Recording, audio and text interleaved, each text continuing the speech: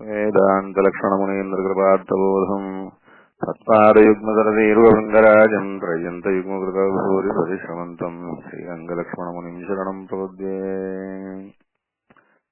विगाहे तीर्थबहुलाम् शीतलाम् गुरुसन्ततिम् श्रीनिवासदयाम् भोधिपरीवाहवरम् सुराम् श्रीमान् वेङ्कटनाथार्य कवितार्किककेसरी वेदान्ताचार्यवर्यो मे सन्निधत्ताम् सदाकृति। श्रीरामस्याभिपितामहाय प्राचेरसादेशफलप्रदाय श्रीभाष्यकारोत्तमदेशिकाय श्रीशैलपूर्णाय नमो नमस्तात्। कूजन्तम् राम रामेति मधुरम् मधुराक्षरम् आरुह्य कविताशाखाम् वन्दे वाल्मीकिकोकिलम्।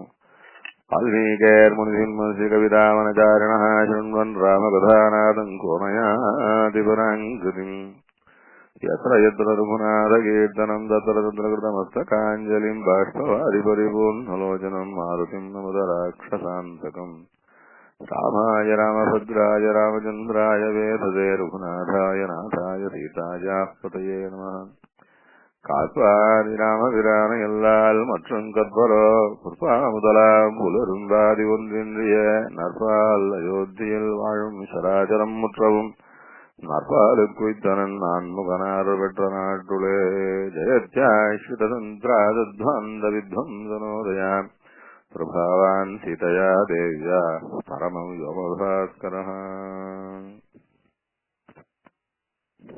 ஸ்ரீ வால்மீகி பகவான் அனுகிரகிச்சதான ஸ்ரீமத் ராமாயணத்துல சொல்லாமல் சொன்ன ராமாயணம் என்பதான விஷயங்களை அனுபவிச்சுட்டு வரோம். இன்னைக்கு 7வது உபன்யாசம்.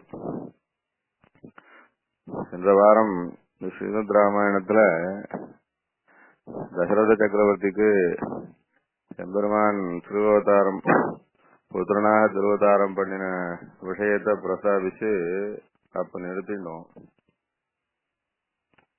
வால்மீகி பகவான் ஸ்ரீமத் ராமாயணத்துல இந்த காலத்திலே பல பேர் நம்பாத பல விஷயங்களை தான் நம்புவதாக சாதிக்கிறார். அதுல எம்பெருமானுடைய திருவதாரம் ஸ்ரீராமனாக அவதாரிச்ச போது பெருமானுடையதான ஜாதகத்தை பிரஸ்தாபிக்கிறார். ஜோசியத்தை சில பேர் நம்புவா, அதெல்லாம் ஜோசியம், அதெல்லாம் மொத்தம் போய் ஜோசியம் என்ன பண்ண போகுது என்று ஜோசியத்தை அவர் அலட்சியப்படுத்துவா உண்டு. ஜோதிஷ் சாஸ்திரம் பரம வைதிகமான சாஸ்திரம் என்று வைதிக தர்மத்திலே ஒரு வார்த்தை. வேதம் 4 போல வேதத்துக்கு அங்கங்கள் சீக்ஷா, வியாக்கரணம், சந்தசு, ஜோதிடம், நிருக்தம், கல்பம் என்று ஜோதிஷ் சாஸ்திரமும் வேதத்துக்கு ஒரு அங்கமாகத்தான் சொல்லி அது படிச்சிருக்கா. அதுக்காக ஒரு வாசிப்பும் அந்த காலத்துல இருந்துட்டு. அந்த ஜோதிஷ் சாஸ்திரத்திலே முக்கியமாக நாம் எல்லாமே அந்த சூரிய சந்திராதிகளுடையதான சஞ்சாரத்தை கொண்டு தான் நம்முடைய அனுஷ்டானம். இப்ப ஆவணியாவட்டம் வந்தது, ஆவணியாவட்டம் யஜுர்வேதிகளுக்கு வந்தது. யஜுர்வேதிகளுக்கு வரைச்சு அது என்ன, சுக்ரன் எங்க இருக்கான், சுக்ரன் அசமிச்சிருக்கானா, அசமிச்சா ஆவணி ஆட்டம் பண்ணக்கூடாது. ரிக்வேதிகளா இருந்தா குரு எங்க இருக்கான், குரு அஸ்தமிக்காம பிரகாசிக்கிறவனா இருந்தா தானே செய்யணும் அவளுக்கு. அதே போல சாமவேதிகளுக்கு செவ்வாய் அஸ்தமிக்காம இருந்தா தானே செய்யணும். அகர்வேதிகளுக்கு சனி அஸ்தமிக்காம இருக்கு. இது அந்த கிரகங்களுடைய சாரங்களை பார்க்கறதும். விசேஷங்கள்ல ஞாயிற்றுக்கிழமை, திங்கட்கிழமை, செவ்வாய்க்கு சில காரியங்கள் செவ்வாய் சனியில வச்சுக்கிறது இல்ல. சிலதுக்கெல்லாம் அது விசேஷம்தான். சீமந்தமா இருந்தா புருஷ தினங்கள்ல வைக்கணும், ஸ்திரீ தினங்கள்ல வச்சுட்டா அவ்வளவு வசதி இல்லை. இப்படி ஒவ்வொன்றுலயும் எல்லா அனுஷ்டானத்திலையும் இப்படி வைதிகமான கர்மாக்கள்லயும் உண்டு. யாக யஜ்ஞாதிகளை பண்ணும்போது அனுஷ்டானங்கள் எல்லாம் எப்படின்னா எல்லாம் நாள் பார்த்து செய்யணும். அதுக்காக நாள் பார்க்கறதுக்காகவே கிரகச்சாரங்கள் தெரிஞ்சுக்கணும். கிரகச்சாரங்கள்னா கிரகம் எங்க இருக்குன்றத பார்த்து, நட்சத்திரங்கள் எங்க இருக்குன்றத பார்த்து இப்படி ரொம்ப அவசியமா ஜோதிஷ் சாஸ்திரத்தை ஒரு அங்கமா வச்சிருக்கான். 4 நட்சத்திரம் பார்த்துதான் எந்த காரியத்தையும் செய்யறதுன்றதுனாலே ஜோதிஷ் சாஸ்திரத்துலதான் அது வாசிக்க வேண்டியிருக்கு. அதே ஜோதிஷ் சாஸ்திரத்துல வருங்கால பலனையும் அது குறிப்பா காட்டுறது. அதனால ஜோதிஷாஸ்திரம் ரெண்டு விதத்துல உபயோகப்படுறது. நல்ல நாள் பார்த்து ஆரம்பிச்சு நல்ல காரியத்தை நல்ல நேரத்துல செய்யணும்ன்றதுக்காகவும், அதுவே நல்ல கிரகச்சாரங்களா இருந்ததுன்னா மேற்கொண்டு வரக்கூடியது எப்படி இருக்கும்ன்றத வருங்காலத்தை கணிப்பதாகவும், இதே மாதிரி இன்னும் வருங்காலம் மாத்திரம் இல்ல போன காலத்துல கூட என்னன்றத அந்த ஜாதகம் சொல்லிடும். அப்படியான ஒரு ஆச்சரியமான சாஸ்திரம். அதனால வருங்காலம் நிகழ்காலம் கடந்த காலம்னு எல்லாத்தையும் கையில கண்ணாடி போல எடுத்து காட்டக்கூடிய உயர்ந்த சாஸ்திரமான ஜோதிஷ் சாஸ்திரத்துல வால்மீகிக்கு ரொம்ப நம்பிக்கை. அந்த நம்பிக்கை வைதிகர்களான ரிஷிகளுக்கு இருந்தது என்பதனால அந்த விஷயத்துல அதை எடுத்து காட்டுறதுக்காக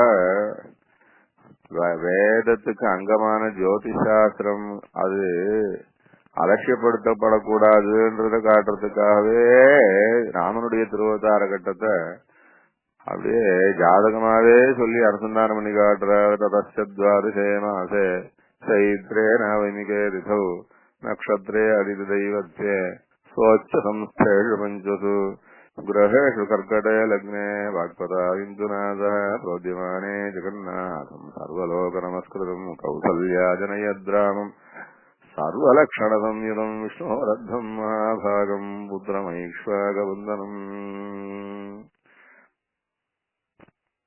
ரோஹிதாட்சம் மகாபாகம் ரக்தோஷ்டம் துந்துபிஸ்வனம் கௌசல்யா சிதுசேதேன புத்திரேணாமித தேஜசா என்பதாக ரொம்ப நிறைய விஷயங்கள் வால்மீகி பகவான் திருவாக்குல ஒரு வரியா இருந்தாலும் ஒரு அக்ஷரமா இருந்தாலும் அப்படி ஒரு அர்த்த விசேஷம் இருக்கும். இங்க ராமனுடையதான ஜாதக கட்டத்தை ஸ்லோகரூபமா சாதிக்கிறார். ராம ஜாதகம்னு சொல்லுவா, ராமஜாதக ஸ்லோகம்னு சொல்லுவா. ரொம்ப பவித்திரமானது. ராமன் சம்பந்தப்பட்டது எதுவா இருந்தாலும் நமக்கு க்ஷேமத்தை தரக்கூடியது. ராம நாமம் க்ஷேமம். ராமன் அவதரிச்ச அயோத்தியானகம் அது பரம பவித்திரமாய் முக்தி கஷேத்திரமாக கொண்டாடப்படுகிறது. அதே போல ராமச்சரித்திரம் ராமாயணம் ராமனுடையதான கஷேத்திரங்கள் என்று சொல்லும்படியான அர்ச்சாமூர்த்திகள் எல்லாம் எப்படி ராம சம்பந்தமானது ஒன்னொன்னும் விசேஷமா சொல்றா போல ராமனுடைய திருவதாரத்தை சொல்லக்கூடிய இந்த ராம ஜாதக ஸ்லோகங்களும் ரொம்ப விசேஷமா சொல்லியிருக்கா. ஸ்லோகமா அனுசந்தானம் பண்ண தெரிஞ்சாலும் விசேஷம் இல்ல. இந்த ஸ்லோகங்களை அப்படியே சொன்ன விஷயத்த ராம சக்கரமா போட்டு ராம ஜாதக சக்கரமா எழுதி வச்சுண்டு அத கைகூப்பி சேவிச்சு அதுக்கு பூஜை பண்ணினா கூட விசேஷம்னு சொல்றா. இதெல்லாம் வேதத்துல சொல்லியிருக்கா. வைதிக சாஸ்திரமானா சிலதெல்லாம் அது பகவத் விஷயமா இருக்கிறதுனால எந்த விதத்தினாலையும் வசதி. அப்படியாக இந்த ராம ஜாதகம் ரொம்ப நம்மளுடைய ஜாதகத்துல இருக்கிற தோஷத்துக்கெல்லாம் கூட போக்கடிக்கும். ரொம்ப கம்பீரமான ஜாதகம். கிரகங்கள் எல்லாம் நமக்கு வசப்போட்டு க்ஷேமத்தை செய்யும் என்றெல்லாம் நம்பிக்கை பல பேருக்கு உண்டு. அப்ப ஏற்பட்ட நல்ல விஷயத்தை சாதிக்கிறாருங்க. அது ராம ஜாதகத்தை சாதிக்கிட்டு என்ன சாதிக்கிறாருன்னா, பெருமாள் திருத்தாயார்கள் 3 பேரும் கர்ப்பம் தரிச்சு 12 மாசம் ஆச்சான். 12 மாதம் கர்ப்பவாதம் பண்ணினாராம் பெருமாள். அது ரொம்ப பகவத் விஷயத்துல சொல்லச்சே ரொம்ப ஆச்சரியப்படுவா. பெருமாள் ஏதோ வயத்துல இருந்தேன் பிறந்தேன்னு வந்து விழக்கூடாத வழியில ஏன்னா இப்படி எல்லாரும் 10 மாசம் இருந்தார், இவர் 12 மாசம் கர்ப்பவாதம் செய்ய வேணும் அப்படின்னு அந்த மனுஷிய பாவனைய ரொம்ப பாவிச்சுக்கிறதுக்காக பெருமாள் 10 மாசத்துக்கு மேல 2 மாசம் கூட கௌசல்யனுடைய வயத்திலிருந்து வயத்துக்குள்ள வாசம் பண்றதுன்றது என்ன எவ்வளவு ஆபாசமானது. ஏதோ கர்மாவினாலே கட்டப்பட்டு வேற வழி இல்லாம பிறப்பதற்கு ஒன்னும் மார்க்கம் இல்லாம இப்படித்தான் பிறக்கணும்னு பிறக்க வேண்டிய மனுஷாளுடைய அவசிய போய் பெருமாள் தான் இன்னும் அதிகமா பாவிச்சுண்டு ஏதோ கௌசல்யனுடைய வாயத்துல இருப்பது பரமபதத்திலே இருக்கிறத விட என்னமோ பெரிய ஒரு ஆனந்த விஷயம் போலே என்னத்தான் இன்னும் 2 மாதம் கூட இருந்தாரோ என்ன மனுஷ பாவனை பெருமாளுக்கு அவதாரத்துல என்ன ஆசை என்று அப்படி சொல்லுவா. ததஸ்துவாத சேமாசே சைத்ரே நவமிகே ரிதௌ அப்படின்னு அது பெருமாள் எப்போ அவதாரம் பண்ணினார்னா இந்த ஜாதகத்துல இருக்கிற பிரகாரம் சொல்லச்சு அது சைத்திர மாசமாவும் இருந்தது சித்திர மாசமாவும் இருந்ததுன்னு சாதிக்கிறார். அதாவது சாந்திரமான ரீதியாவும் கணக்கு சொல்லி அது சௌரமான ரீதியாவும் சூரியனுடைய கணக்கு பிரகாரமும் சொல்றார். ஸ்வச்சதம் 7 பஞ்சசு நவமி திசையிலே அவதரிச்சார். 5 கிரகங்களும் உச்சத்திலே இருக்கும் போது அந்த உச்சம் என்பதுல ரெண்டு விதமானது இருக்கு. உச்சம்னா இப்ப மேஷத்திலே சூரியன் உச்சம்னு பொதுவான வார்த்தை உண்டு. ஆனா அதுலயே வர்க்கோத்தம உச்சம்னு ஒண்ணு உண்டு. இந்த மேகராசிலேயே இன்ன டிகிரியில இருந்தான்னா அதிக உச்சம்னு பேரு. அதை காட்டிலும் அதிகமான உச்சம் கிடையாது. அதே போல கடகலக்கிரத்திலே குரு உச்சம்னு சொன்னாலும் இன்ன டிகிரியில இருக்கும்போது அதிக உச்சம். அது இதெல்லாம் என்னன்னா வர்க்கோத்தம உச்சம்னு சொல்றது. அந்த மாதிரியாக நமக்கு கூட சில சமயம் இப்போ போன வருஷம் குரு கடகத்தில் இருந்தார். அதனால அந்த வருஷம் பூரா பிறந்தவாளுக்கெல்லாம் குரு உச்சம்னு சொல்லுவார். ஆனா குரு உச்சமா இருந்தாலும் இது 12 வருஷத்துக்கு ஒரு வாட்டி தான். 12 வருஷத்துக்கு ஒரு முறை பிறக்கிற குழந்தைய 12 வருஷத்துக்கு ஒரு முறை எப்ப குழந்தைகள் என்ன பிறக்கிறதோ அந்த குழந்தைகளுக்கு மாத்திரம் அந்த குரு உச்சம் அப்படின்ற ஒரு அதிர்ஷ்டம் கிடைக்கும். அது அப்படி பார்த்தா குரு உச்சமம் அப்படின்னா அந்த கடகலக்கணத்திலேயே ஒரு பர்டிகுலர் டிகிரியில தான் குரு ரொம்ப உச்சம். அது வர்க்கோத்தம உச்சம்னு சொல்றது. அதுபோல 5 கிரகங்களும் வர்க்கோத்தமமா இருந்து சர்வேஸ்வரன் ராமாவதாரம் பண்ணினார்ன்றது இது யாருக்கும் கிடைக்காது, அமையவே அமையாது. அது லோகநாதனான ஜெகத்காரணனான சர்வேஸ்வரன் தான் அந்த அப்படியான ஒரு 5 கிரக உச்சத்துல வர்க்கோத்தம உச்சத்துல வந்து பிறக்க முடியும். அப்படியானதான ஸ்வோச்சதம் 7 பஞ்சசூர்ணரவர்.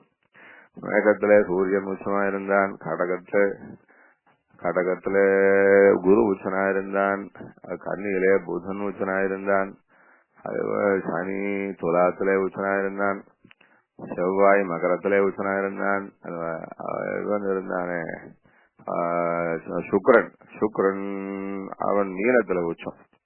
அதுல புதன் உச்சம் கிடையாது. அப்போ புதன் வந்து அப்போ மேஷத்துல இருந்துட்டான்.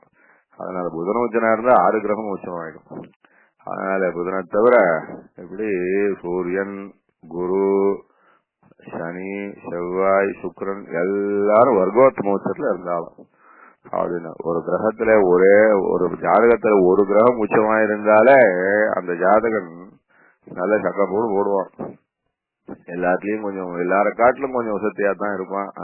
அவன் எந்த விஷயத்துல தலையிடுறானோ அந்த விஷயத்துல வசதியா தான் இருப்பான். 5 கிரகமும் உச்சமா.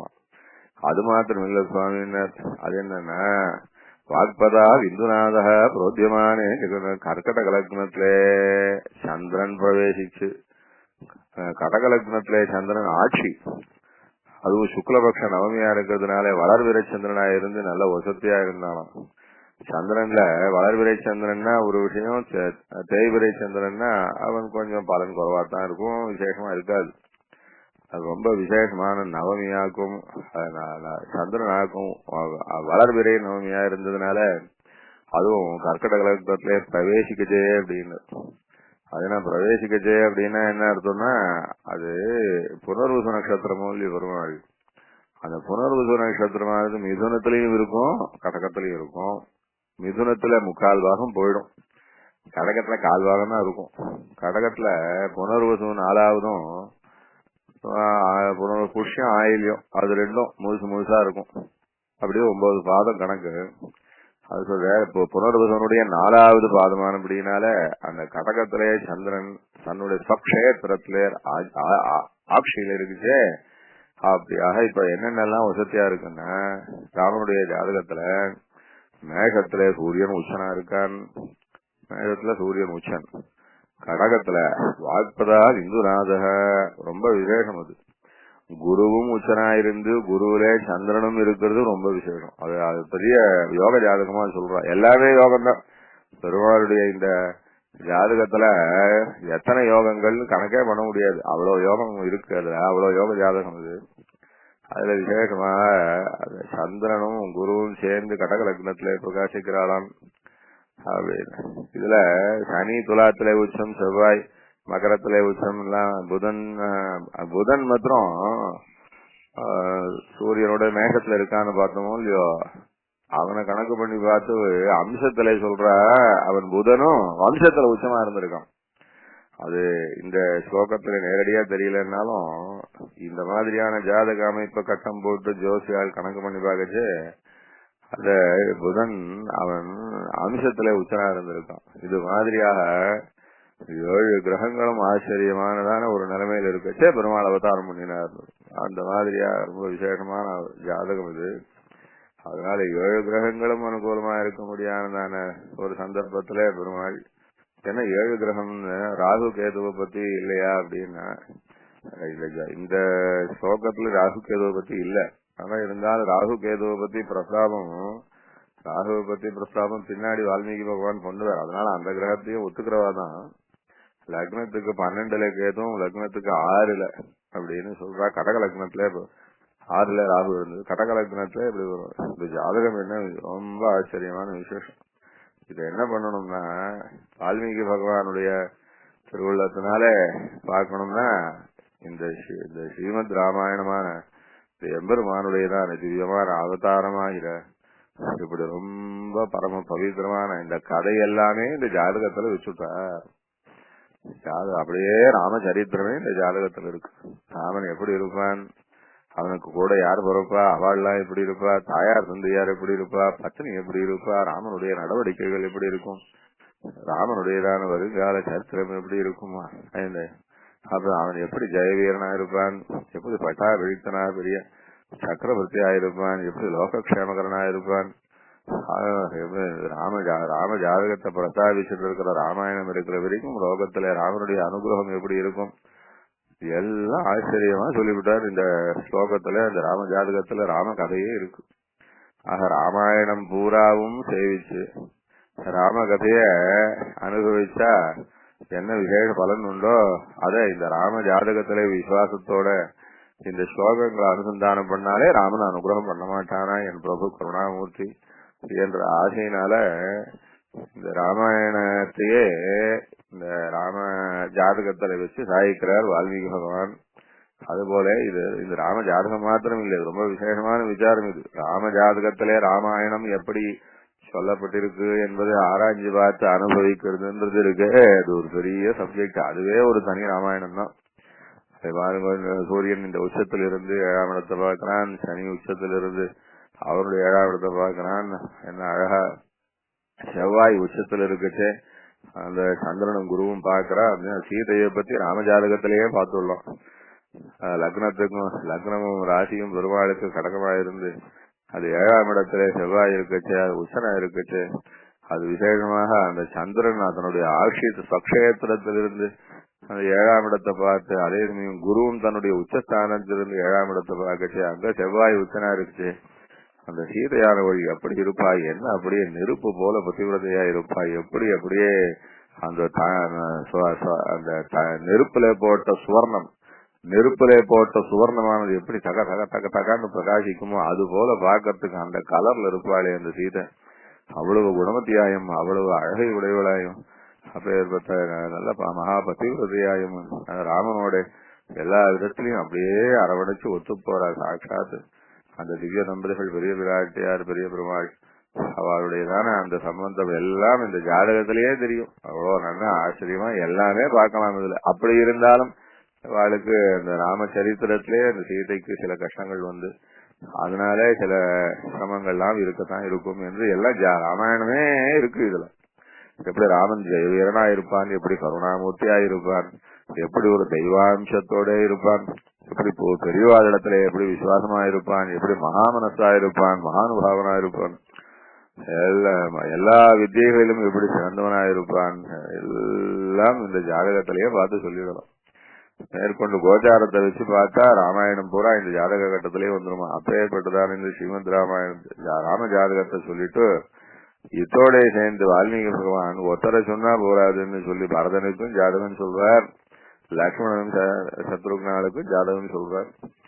அது மீனலக்னே புஷ்யே ஜாதஸ்து பரதா மீனலக்னே பிரசன்னதி அப்படின்னு புஷ்யே ஜாதஸ்து பரதா அப்படின்னு பெருமாள் ஸ்ரீராமநவமி நாம இங்க அனுசந்தானம் பண்றோம், அனுஷ்டிக்கிறோம். அது அது அடையமா இந்த மத்தியான வேளையில கடகலக்னம் வரும். ஸ்ரீராமநவமி அனுஷ்டிக்கச்சு பெருமாள் திருவாராதனம் பண்றதுக்காக கடகலக்னத்தை உதயத்தை எதிர்பார்த்துட்டு இருந்தாங்கன்னா நடு மத்தியான வேளையில வரும்.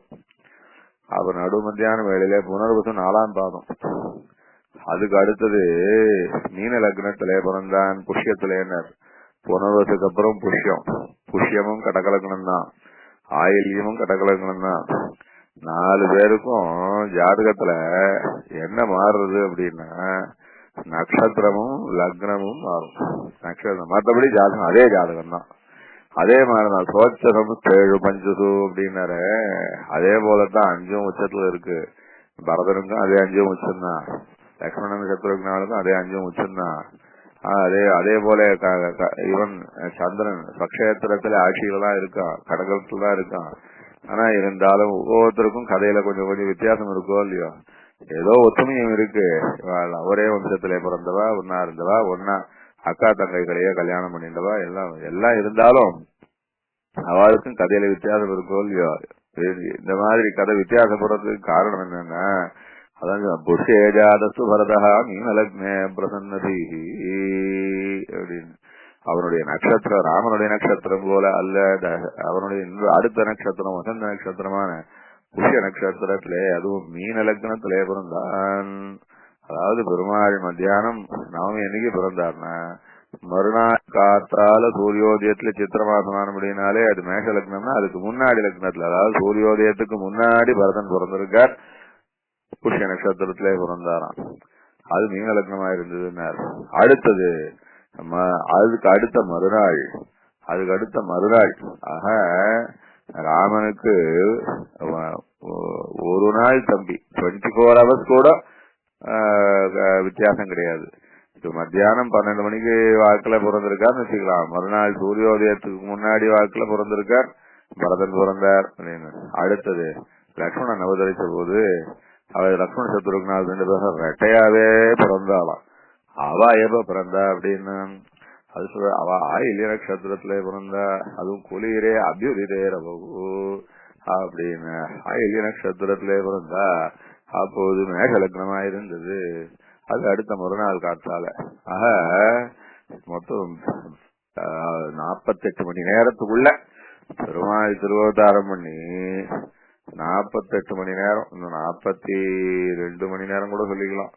42 hours தசரதனுக்கு அடிச்சது யோகம் 4 புத்திரர்கள். ஆச்சரியமா 5 கிரகம் உச்சத்துல இருக்குதே பிறந்திருக்கா சுவாமி. இதுல பரதன் பிறந்தது மீன லக்னத்துல, அவ லக்ஷ்மண சத்ருக்னால், அவ பிறந்தது மேஷ லக்னத்துல பிறந்தா.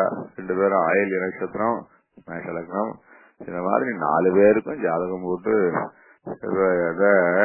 இந்த ஜாதகமானது ரொம்ப லோகக்ஷேமகரமானதுன்னு பாவிச்சுட்டு ஜாதகத்துல விசுவாசத்தை, ஜோதிஷ சாஸ்திரத்துல விசுவாசத்தை வெளியிட்டு, இது மகர்ஷிகளுக்கெல்லாம் சம்மதமான சமாச்சாரம், என்ன வைதிகமானது என்று இந்த விஷயத்த இத குறிப்பிடணும்னு ஆசைப்பட்டு எல்லாரும் ஜோசியத்தை நீங்களும் அவசியம் நம்பணும்னு வார்த்தை சொல்லாம தனக்கு நம்பிக்கை இருக்கு பெருமாள் இந்த மாதிரியான விஷய சமயத்துல அவதரிச்சார்னு சொல்லி ராம ஜாதகத்தை சாய்கிறார் வால்மீகி பகவான். அந்த ராம ஜாதகமும் அப்படி ரொம்ப ராமாயணத்தையே உள்ளடக்கிறது. ரொம்ப ஆராய்ச்சி பண்ணி ரொம்ப ரொம்ப ஜோசியாலாம் ரொம்ப அனுபவிக்கிறார். ஆனா அந்த விஷயங்கள் அது ஜோதிஷ் சாஸ்திரம் தெரிஞ்சவாளுக்கு அதை சொல்லி சொல்லி காட்டி, இந்த கிரகம் இத்தனை இங்க பார்க்கறது, இதனுடைய பார்வை இங்க இருக்கு, இது இதுல இருந்து இதுல இத்தனாவது இடத்துல இருக்கு, அதெல்லாம் சொல்லி அனுபவிச்சா நல்லா இருக்கும். இருந்தாலும் நாம இதே போல இங்க ஜாதகத்தை நம்ம இப்ப காட்டினாரோ இல்லையோ, இதே போல இன்னும் சில விஷயங்களையும் வால்மீகி பகவான் தன்னுடைய நம்பிக்கையை காட்டுறார். அது நடந்தது அப்படி காட்டுறார் அவர். அதே போல சீதா கல்யாணம் ஆச்சு. அடுத்த உடனே கிளம்புறா எல்லாரும். கிளம்பினா தசரதர் பெரிய ஆச்சரியமா 4 மாட்டு பெண்களோட கிளம்புறார். ராமனை அனுபவிச்சே இதோட குழந்தை என்ன ஆவானோ, இந்த விஸ்வாமித்திரர் இந்த பிராமணன் தான் தபஸ் பண்ணி யாராவது இடைஞ்சல் பட ராட்சசம் வந்தாருன்னா ஒரு மிரட்டி தன்னுடைய தபஸ்னாலே அவளை அடிச்சு விரட்டாம இந்த பச்சை குழந்தைய அழிச்சுன்னு போறாரு இந்த பிராமணன் முதல்ல பயந்தாரு. அப்புறம் வசிஷ்டா சொன்னதுக்கு அப்புறம் நம்பிக்கையா கொடுத்து அனுப்பிச்சா விஸ்வாமித்திரர் 4 பிள்ளைகளுக்கும் சேர்த்து கல்யாணம் பண்ணி வச்சு அனுப்புறாரு அவர். அப்படி ஒரு நல்ல விஷயம் மங்களமா நடந்தாவிட்டு இப்ப எல்லாரும் புறப்படுச்சு. அப்படியே மிதிலையை விட்டு வெளியில வரா. சந்தோஷமா வரா, எல்லாரும் சந்தோஷமா தம்பதிகளா 4 பேரும் வந்துட்டு இருக்கச்சு. திடீர்னு பார்த்தாருன்னா எதிர ஒரே சகுனம் சரியா இல்லையா. கோராஸ்து பக்ஷினோ வாச்சா வியாஹரந்தி சமந்ததா பௌமாச்சைவ மிருகா சர்வே கச்சந்தி ஸ்ம பிரதட்சிணம். அப்படி என்னமோ தெரியலையே, சகுனம் சரியாகவே இல்லையே. பக்ஷி சாஸ்திரம்னு ஒண்ணு உண்டு. அது சகுன சாஸ்திரம்னு சொல்றது. பட்சிகள்லாம் ஆகாசத்திலே பயங்கரமாக கத்துறது. கோராத பக்ஷினோவாதாக வியாகரந்தி சமந்ததா. நாலா பக்கத்திலையும் பட்சிகள் எல்லாம் கோரமா சப்திக்கிறது. இது என்ன, இது கல்யாணமாய் புறப்படுச்சு, அசுபமா ஒரு சகுனமா இருக்கு. பௌமாச்சைவ மிருகா சர்வே கச்சந்தி ஸ்ம பிரதட்சிணம்.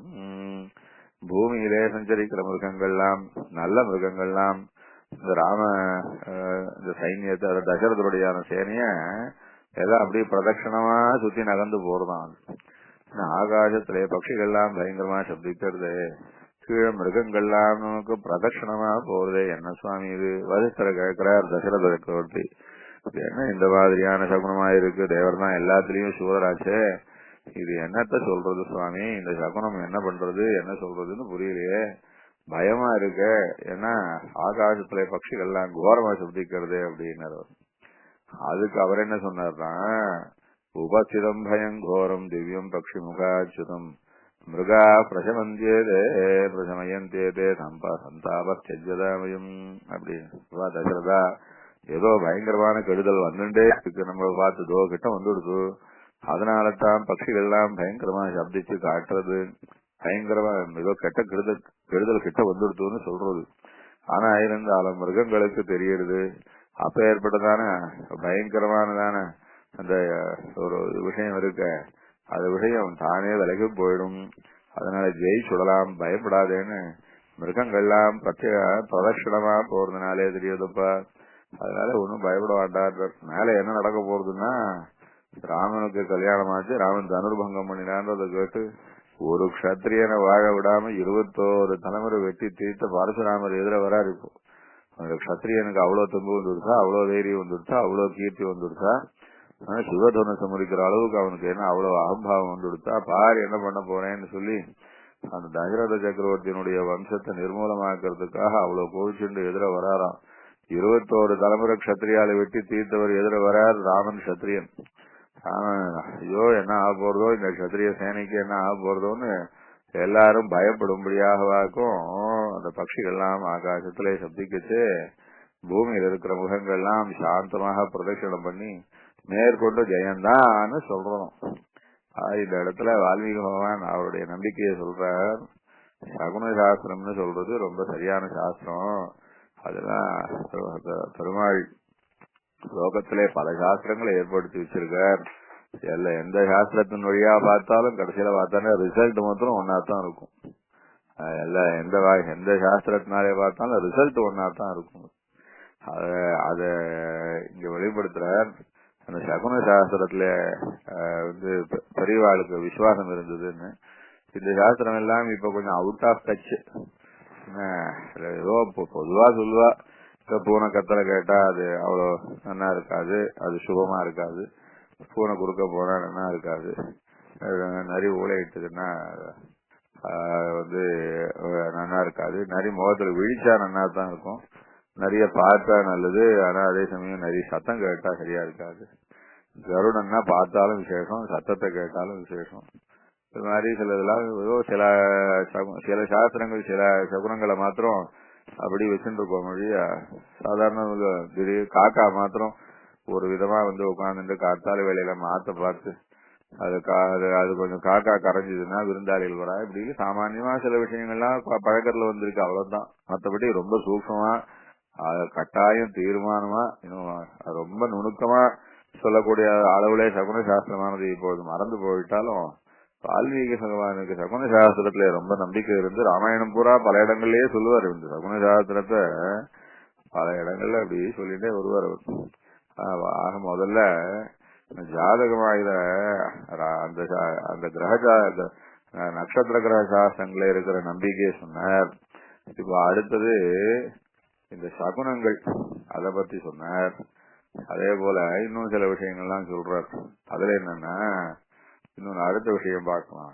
அடுத்த விஷயம் என்னன்னா, தசரத சக்கரவர்த்தி நன்னாதான் ராஜ்யம் பண்ணிட்டு இருக்கார். ஒன்னும் யாருக்கும் குறை கிடையாது. ராமன், பரதன், லட்சுமணன், சத்ருகன் எல்லாரும் கல்யாணம் பண்ணிட்டு 12 வருஷம் ஆச்சு, சௌக்கியமா இருக்கா. அவா தம்பதிகளா நன்னா இருந்துட்டு இருக்கா. யாருக்கும் ஒன்னும் பயமே கிடையாது, சௌக்கியமா இருந்துட்டு இருக்குச்சு. திடீர்னு ஒரு நாள் ராமனுக்கு அப்ப 25 வயசு தான் ஆறுது. தசரத சக்கரவர்த்திக்கு 60,000 வருஷம் ஆயிடுச்சு. அவர் ஒரு நாள் சபையை கூட்டி, நான் ராஜ்ய பட்டாபிஷேகம் அவனுக்கு பண்ணி வைக்கலான்னு பாக்குறேன், ராமனுக்கு பண்ணி வச்சுக்கலான்னு பாக்குறேன் அப்படின்னு. ராமனு மற்றவாளுக்கெல்லாம் ரொம்ப சந்தோஷம்தான், ஆனா இருந்தாலும் ராமனுக்கு இஷ்டம் இல்லை. ஐயோப்பா அப்பா அவர் நன்னா ராஜ்யம் பண்ணிட்டு இருக்கார், அவர் எனக்கு பட்டாபிஷேகம் பண்ணி வச்சார் அப்படின்னா அப்புறம் அவருடைய முக்கியத்துவம் போயிடுச்சுன்னு அர்த்தம். இன்னொன்னு கேட்டா, இந்த மாதிரியான வாழ்லாம் பையனுக்கு பட்டாபிஷேகம் பண்ணி வச்சுட்டு ராஜ்யத்துல கூட இருக்க மாட்டா, அப்புறம் அப்படியே வனவாசத்துக்கா போயிடுவா, மேற்கொண்டு தபஸ் பண்ணலான்னு சொல்லிட்டு கிளம்பிடுவா. அதுதான் அந்த இக்ஷ்வாகு வம்சத்திலே வழக்கம். சைதவே அபியஸ்த வித்யானாம் யௌவனே விஷயினாம் வார்த்தகே முனிவர்த்தீனாம் யோகேனாந்தே தனுத்திஜாம் காளிதாசன் அதை சொல்றான். அவெல்லாம் ராஜ்யம் பண்ணினா குழந்தைகள் பெரிவாளாயிட்டா அவகிட்ட ராஜ்யத்தை கொடுத்துட்டு இனிமே நாமெல்லாம் ராஜரிஷியாக வனத்திலே போய் அப்படி யோகாபியாசம் பண்ணி இந்த யோகாக்னியினாலேயே சரீரத்தை தியாகம் பண்ணணும்னு ஆசைப்பட்டு வனத்துக்கு போயிடுவாளாம். அப்பா நம்மளை விட்டுட்டு போகணும்னு இந்த மாதிரி ஒரு முடிவு எடுத்துட்டாரே, இது என்ன, இது எதுக்கா? நாம் என்ன ராமனுக்கும் அப்பான்னா அவ்வளவு விஷயம். அதான் பித்ருபக்தின்னா இந்த பாரத தேசத்திலேயே ராமனைத்தானே எல்லாரும் திருஷ்டாந்தமா சொல்லுவா. அப்பேற்பட்ட பித்ருபக்தி இருக்கிறவருக்கு ராஜ்யத்தை அப்பா விட்டுட்டு அவர் வனவாசத்துக்கு போறதுக்கு ஏற்பாடு பண்றதுக்கா எனக்கு பட்டாபிஷேகம் பண்ணி வைக்கிறாரு அப்படின்னு அவருக்கு ரொம்ப மனசுக்கு குறைதான். ஆனா இருந்தாலும் அப்பா எது சொன்னாலும், அதாவது ராஜ்யம் உனக்கு உண்டுன்னு சொன்னாலும் அதுக்கும் மறுப்பு சொல்லாமத்தான் இருப்பார். ராஜ்யம் உனக்கு கிடையாதுடா போட, பட்டாபிஷேகம் பண்ணதை விட்டுட்டு உடனே அப்படியே துண்டை உதறிண்டு ஏதாவது ஒரு மர உரிய தரிசனம் போடா காட்டுக்கு அப்படின்னா அதுக்கும் சரிப்பான்னு தான் சொல்லுவார். அப்பா பேசினான்னா அடுத்த வார்த்தை பேசக்கூடாது. பக்ஷேயம் விஷமபி மத்தியேயமபிதார்ணவே நியுக்தோ குருடா பித்ரா கிருபேணச்ச ஹிதேனச்சன்னு. என் அப்பா என்னடே ராமா நீ விஷம் சாப்பிட்டு போடா அப்படின்னு சொன்னான்னா, அப்பா சொன்னாவிட்டு நம்ம விஷம் சாப்பிடாம இருக்கலாமான்னு சாப்பிட்டுருவோம். அந்த அளவுக்கு மனோபாவமாகும். மத்திய நெருப்புல வீடான்னா நிஜமாவே நெருப்புல விழுந்து காட்டு வரும். சமுத்திரத்துல போய் ஒழுகி போடா அப்படின்னு சொன்னான்னா நியுக்தோ குருடா பித்ரா நிருபேணத்தை ஹிதேனச்சன்னு. எங்க அப்பா சொன்னா நான் இதை கேட்க மாட்டேனேமா, கௌசல்ய கிட்ட அப்புறம் சொல்ல போறாரு. அப்பா சொன்னான்னா நான் இது கூட கேட்க மாட்டேனா, அந்த அளவுக்கு அவ்வளவு பிதிருபக்தியா இருக்கிறவர். அப்பா அவனுக்கு ராஜ்யம்டா அப்படின்னாராம். சரி என்னமோ அப்பா இப்படி சொல்றாருன்னு மனசுல இருந்தாலும் அப்பா எது சொன்னாலும் கேட்கணும்னு இருந்தாரு. ஆனா இருந்தாலும் ராமருடைய முகத்தை பாக்குறாராம். என்ன ராமா, நான் ராஜ்யம் பட்டாபிஷேகம் பண்ணி வைக்கிறேன்னு சொன்னா உடனே சரின்னு சொல்லாம பேசாம ஒத்துண்டு நிக்கிறியே, ஏன் ராமா நீ சரின்னு சொல்லுவியே, நான் எது சொன்னாலும் நீ சரின்னு சொல்லுவியே, இதுக்கு மாத்திரம் சரின்னு சொல்லாம எஸ்ன்னு சொல்லாம வெறும் முகத்தை மாத்திரம் மறுப்பு சொல்லாம வச்சுருக்கியே, என்னடாமா மனசுல ஏதோ வேற ஓடுறது, அப்பா என்னை விட்டுட்டு வனவாசத்துக்கு புறப்பட போறாருன்னு யோசிக்கிறியா? இல்லடா ராமா, எனக்கு இந்த ராஜ்யத்தை சரியா கொடுத்து விட்டுட்டு போகணும்னு தோன்றது. இப்ப என்ன அவசரமா அப்படின்னு நினைக்காதப்பா. அபிஜாதி அசுபாந்திராம ஸ்வப்னான் பஷ்யாமி தாருணான். அப்பா எனக்கு ஸ்வப்னம் வருதுப்பா, அந்த ஸ்வப்னமானது என்னுடைய மரணத்தை காட்டுவதா இருக்கு, ரொம்ப கோரமா இருக்கு. அதனால ஸ்வப்ன சாஸ்திரத்திலே நம்பிக்கை தசரத சக்கரவர்த்திக்கு இருந்ததுன்றத காட்டுறாரு இந்த இடத்துல. ஸ்வப்னம்னா அது ஸ்வப்ன சாஸ்திரம்னு ஒண்ணு உண்டு. அதுல பகல் ஸ்வப்னம்னா அதுக்கு ஒன்றும் பலன் கிடையாதுன்னு சொல்லுவா பெரியவா. அப்புறம் ராத்திரி ஸ்வப்னம்னா அது எப்ப ராத்திரியில எந்தெந்த முகூர்த்தத்திலே கிடைக்க வருது, அதுவும் விடியற்கால ஸ்வப்னம்னா அதுக்கு இன்னும் விசேஷமா அது அந்த சொப்ன சாஸ்திரத்தை தெரிஞ்சுட்டு அர்த்தம் சொல்றது ரொம்ப கஷ்டம். ஆனா இருந்தாலும் ஸ்வப்னமும் அது விதவிதமா வரும். இது எல்லாருக்கும் சுவானுபவம். இது ஸ்வப்னம் எப்படி வரும்ன்றத சொல்லி காட்ட முடியாது. அந்த மாதிரியா ஸ்வப்னமானது விதமா வரும். ஆனா அந்த சொப்ன சாஸ்திரமானது அது நம்பக்கூடிய சாஸ்திரம் தான். அதுல ஸ்வப்னமானது பலவிதம் இருக்கு. வெறும் ஆசைப்பட்டதை மாத்திரம் திருப்பியும் கனவுல வந்து பாக்குறதுன்றது உண்டு, அது வேற. அந்த இதுக்கு ஒன்றும் பலன் கிடையாது. எல்லா சொப்னமும் வருங்காலத்தை குறிக்கிறதுன்னு எல்லாம் நினைச்சுக்க கூடாது.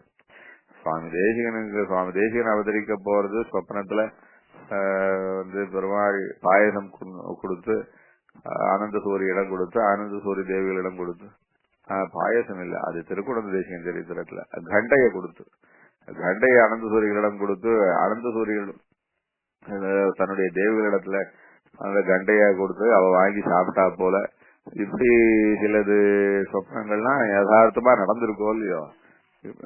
இது நம்ம பெரியவாளுடைய சரித்திரங்களையும் உண்டு, இதே கதைகளையும் உண்டு. அந்த சொப்னமானது சிலதெல்லாம் சத்தியமா இருக்கும். திருக்குணந்தேசியன் சரித்திரத்திலயும் அப்படிதான்.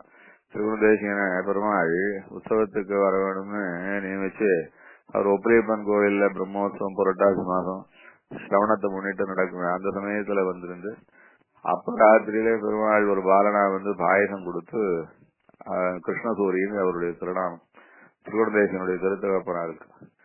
அவர் அந்த பாயசத்தை வாங்கி தேவிகளிடத்தை கொடுத்து அதனாலே தேவிகள் கர்ப்பவாசமாகி கர்ப்பம் உண்டாகி அதுக்கப்புறம் குழந்தை அடுத்த வருஷம் புரட்டாசி போராட்டத்துல அதே போல பெருமாளுடைய பிரம்மோத்சவ சமயத்துல ராயம்பேட்டையில திருவதாரம் பண்ணினார்னு எப்படி தேசிகன் கட்டாவதாரமாக சொப்பனத்திலே தெரிஞ்சதோ அதே போல இங்க உபரியப்பனுடைய அனுகிரகமாக பாயச ரூபமாக கிடைச்சு குழந்தை பிறந்ததுன்னு இப்படி அந்த சொப்பனத்திலே நிறைய உண்டு.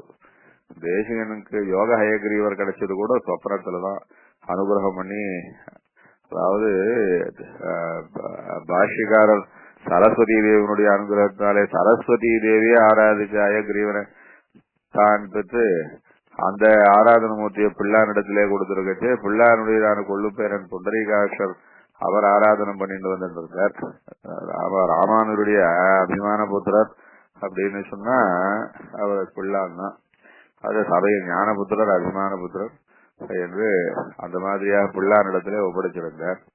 அந்த ஹயகிரீவன் பின்னாடி புண்டரீகாட்சர் அவருடைய வம்சத்திலே அவர் ஆராதிச்சிருக்கச்சு புண்டரீகாட்சருடைய சொப்பனத்திலே ஹயகிரீவன் தானே என்ன தேசிகனிடத்திலே கொடுத்து வேணும் ஆராதிக்கிறதுக்குன்னு நியமிச்சாருன்னு குரு பரம்பரையிலே கதை உண்டு. அததான் பாஷ்யக்கார ஆராதிச்ச அதே அந்த ஹயகிரீவ மூர்த்தி லட்சுமி ஹயகிரீவ மூர்த்தி அந்த மூர்த்தியை தேசிகன் ஆராதிச்சுட்டு அதுக்கப்புறம் அவர் அத பிரம்மதந்திர சுதந்திர ஜீயருக்கு சமர்ப்பிச்சு அது பரகால மடத்துல அந்த மூர்த்தியை இப்ப ஆராதிச்சுட்டு வரா அப்படின்னு. அப்படி சொப்னத்தினாலே நிறைய விஷயங்கள்லாம் நடந்திருக்கு, சத்தியமான விஷயங்களா நடந்திருக்கு. இந்த இடத்துல இதே போல நிறைய விஷயங்கள் இந்த சொப்பனம்ன்றதான விஷயத்தை எடுத்து கதை சொல்ல ஆரம்பிச்சா நூற்றுக்கணக்கான விஷயங்கள் உண்டு. இங்க சொப்ன சாஸ்திரத்தை நம்பி வால்மீகி பகவான் தசரத சக்கரவர்த்தினாலே சொல்றார். தசரத சக்கரவர்த்தி சொல்றார், அபிதாதி அசுபான் ராம சொப்னான் பஷ்யாமி தாருணான் சனிர்காதாதிபோல்காச்ச பதந்தி மகாஸ்மனா அவஷ்டப்தம் சுரே ராம நக்ஷத்திரம் தாருண கிரகை ஆவேதேந்தி தெய்வஜா சூரிசாங்கரா. என்னுடைய நட்சத்திரத்தை சூரியன் செவ்வாய் ராகு 3 பேரும் அப்படியே கவி பீடிக்கிறாப்பா, என்னுடைய மரணத்தை தான் சொல்றதுன்னு தெய்வஜாக ஜோசியெல்லாம் சொல்றாப்பா. அதனாலதான் ஆயுசு முடிய போறதுன்ற சமயத்துல இந்த ராஜ்யத்தை நல்லவாழத்துல குடிச்சுட்டு போகக்கூடும், உன்னிடத்துல கொடுக்கணும். அதனால கிரமமா நீ ஜேஷ்டனா இருக்கிறதுனால உன்னிடத்துல கொடுக்கணும், அதனாலதான் அவசரப்படுறேன்னு சொல்லி இந்த சமயத்துல அந்த சொப்ன சாஸ்திரத்தையும் சொல்ற. அதே மாதிரி ஒண்ணு சொன்னேனே, ராகுவை பத்தி பிரஸ்தாபம் பண்ணலையே வால்மீகி பகவான் சில பேர் கேட்பா. அந்த காலத்துல ராகுவை பத்தி பேச மாட்டாளா? 7 கிரகத்தை பத்தினா 7 மட்டும்தானா? நாம் கூட வீக்லி 7 days தான் வச்சுட்டு இருக்கோம். ஏன்னா சூரியன் சந்திரன் செவ்வாய் புதன் வியாழன் வெள்ளி சனி அது மாதிரி 7 கிரகத்துக்கு மாத்திரம் தான் இம்பார்ட்டன்ஸ் கொடுத்து 7 நாள் வச்சுட்டு இருக்கோம். உலகம் பூரா யார் எந்த ஊர்ல டேஸ் கணக்கு பண்ணாலும் அந்த காலத்துல இருந்தே இந்தியாவில மாத்திரம் இல்ல, கிரேக்க ரோமன் எல்லா கண்ட்ரீஸ்லயுமே இந்த 7 கிரகத்துக்கு மட்டும்தான் முக்கியத்துவம் கொடுத்துருக்கா. ராகுக்கு முக்கியத்துவம் கிடையாது. அப்படி அதை காட்டுறாரு, சூரிய அங்காரக ராகுவி அப்படின்னு. ராகு நட்சத்திரம் இருக்க, அது ராகு கிரகம் இருக்க, ராகுவும் உண்டு, அதுவும் நல்லது கெட்டதெல்லாம் பண்ணும். அது என்ன பிரத்யக்ஷ கிரகம் இல்ல, அதனால அதாவது மறைஞ்சிருக்கும் அப்படின்னு அதுக்காக காட்டுறார்.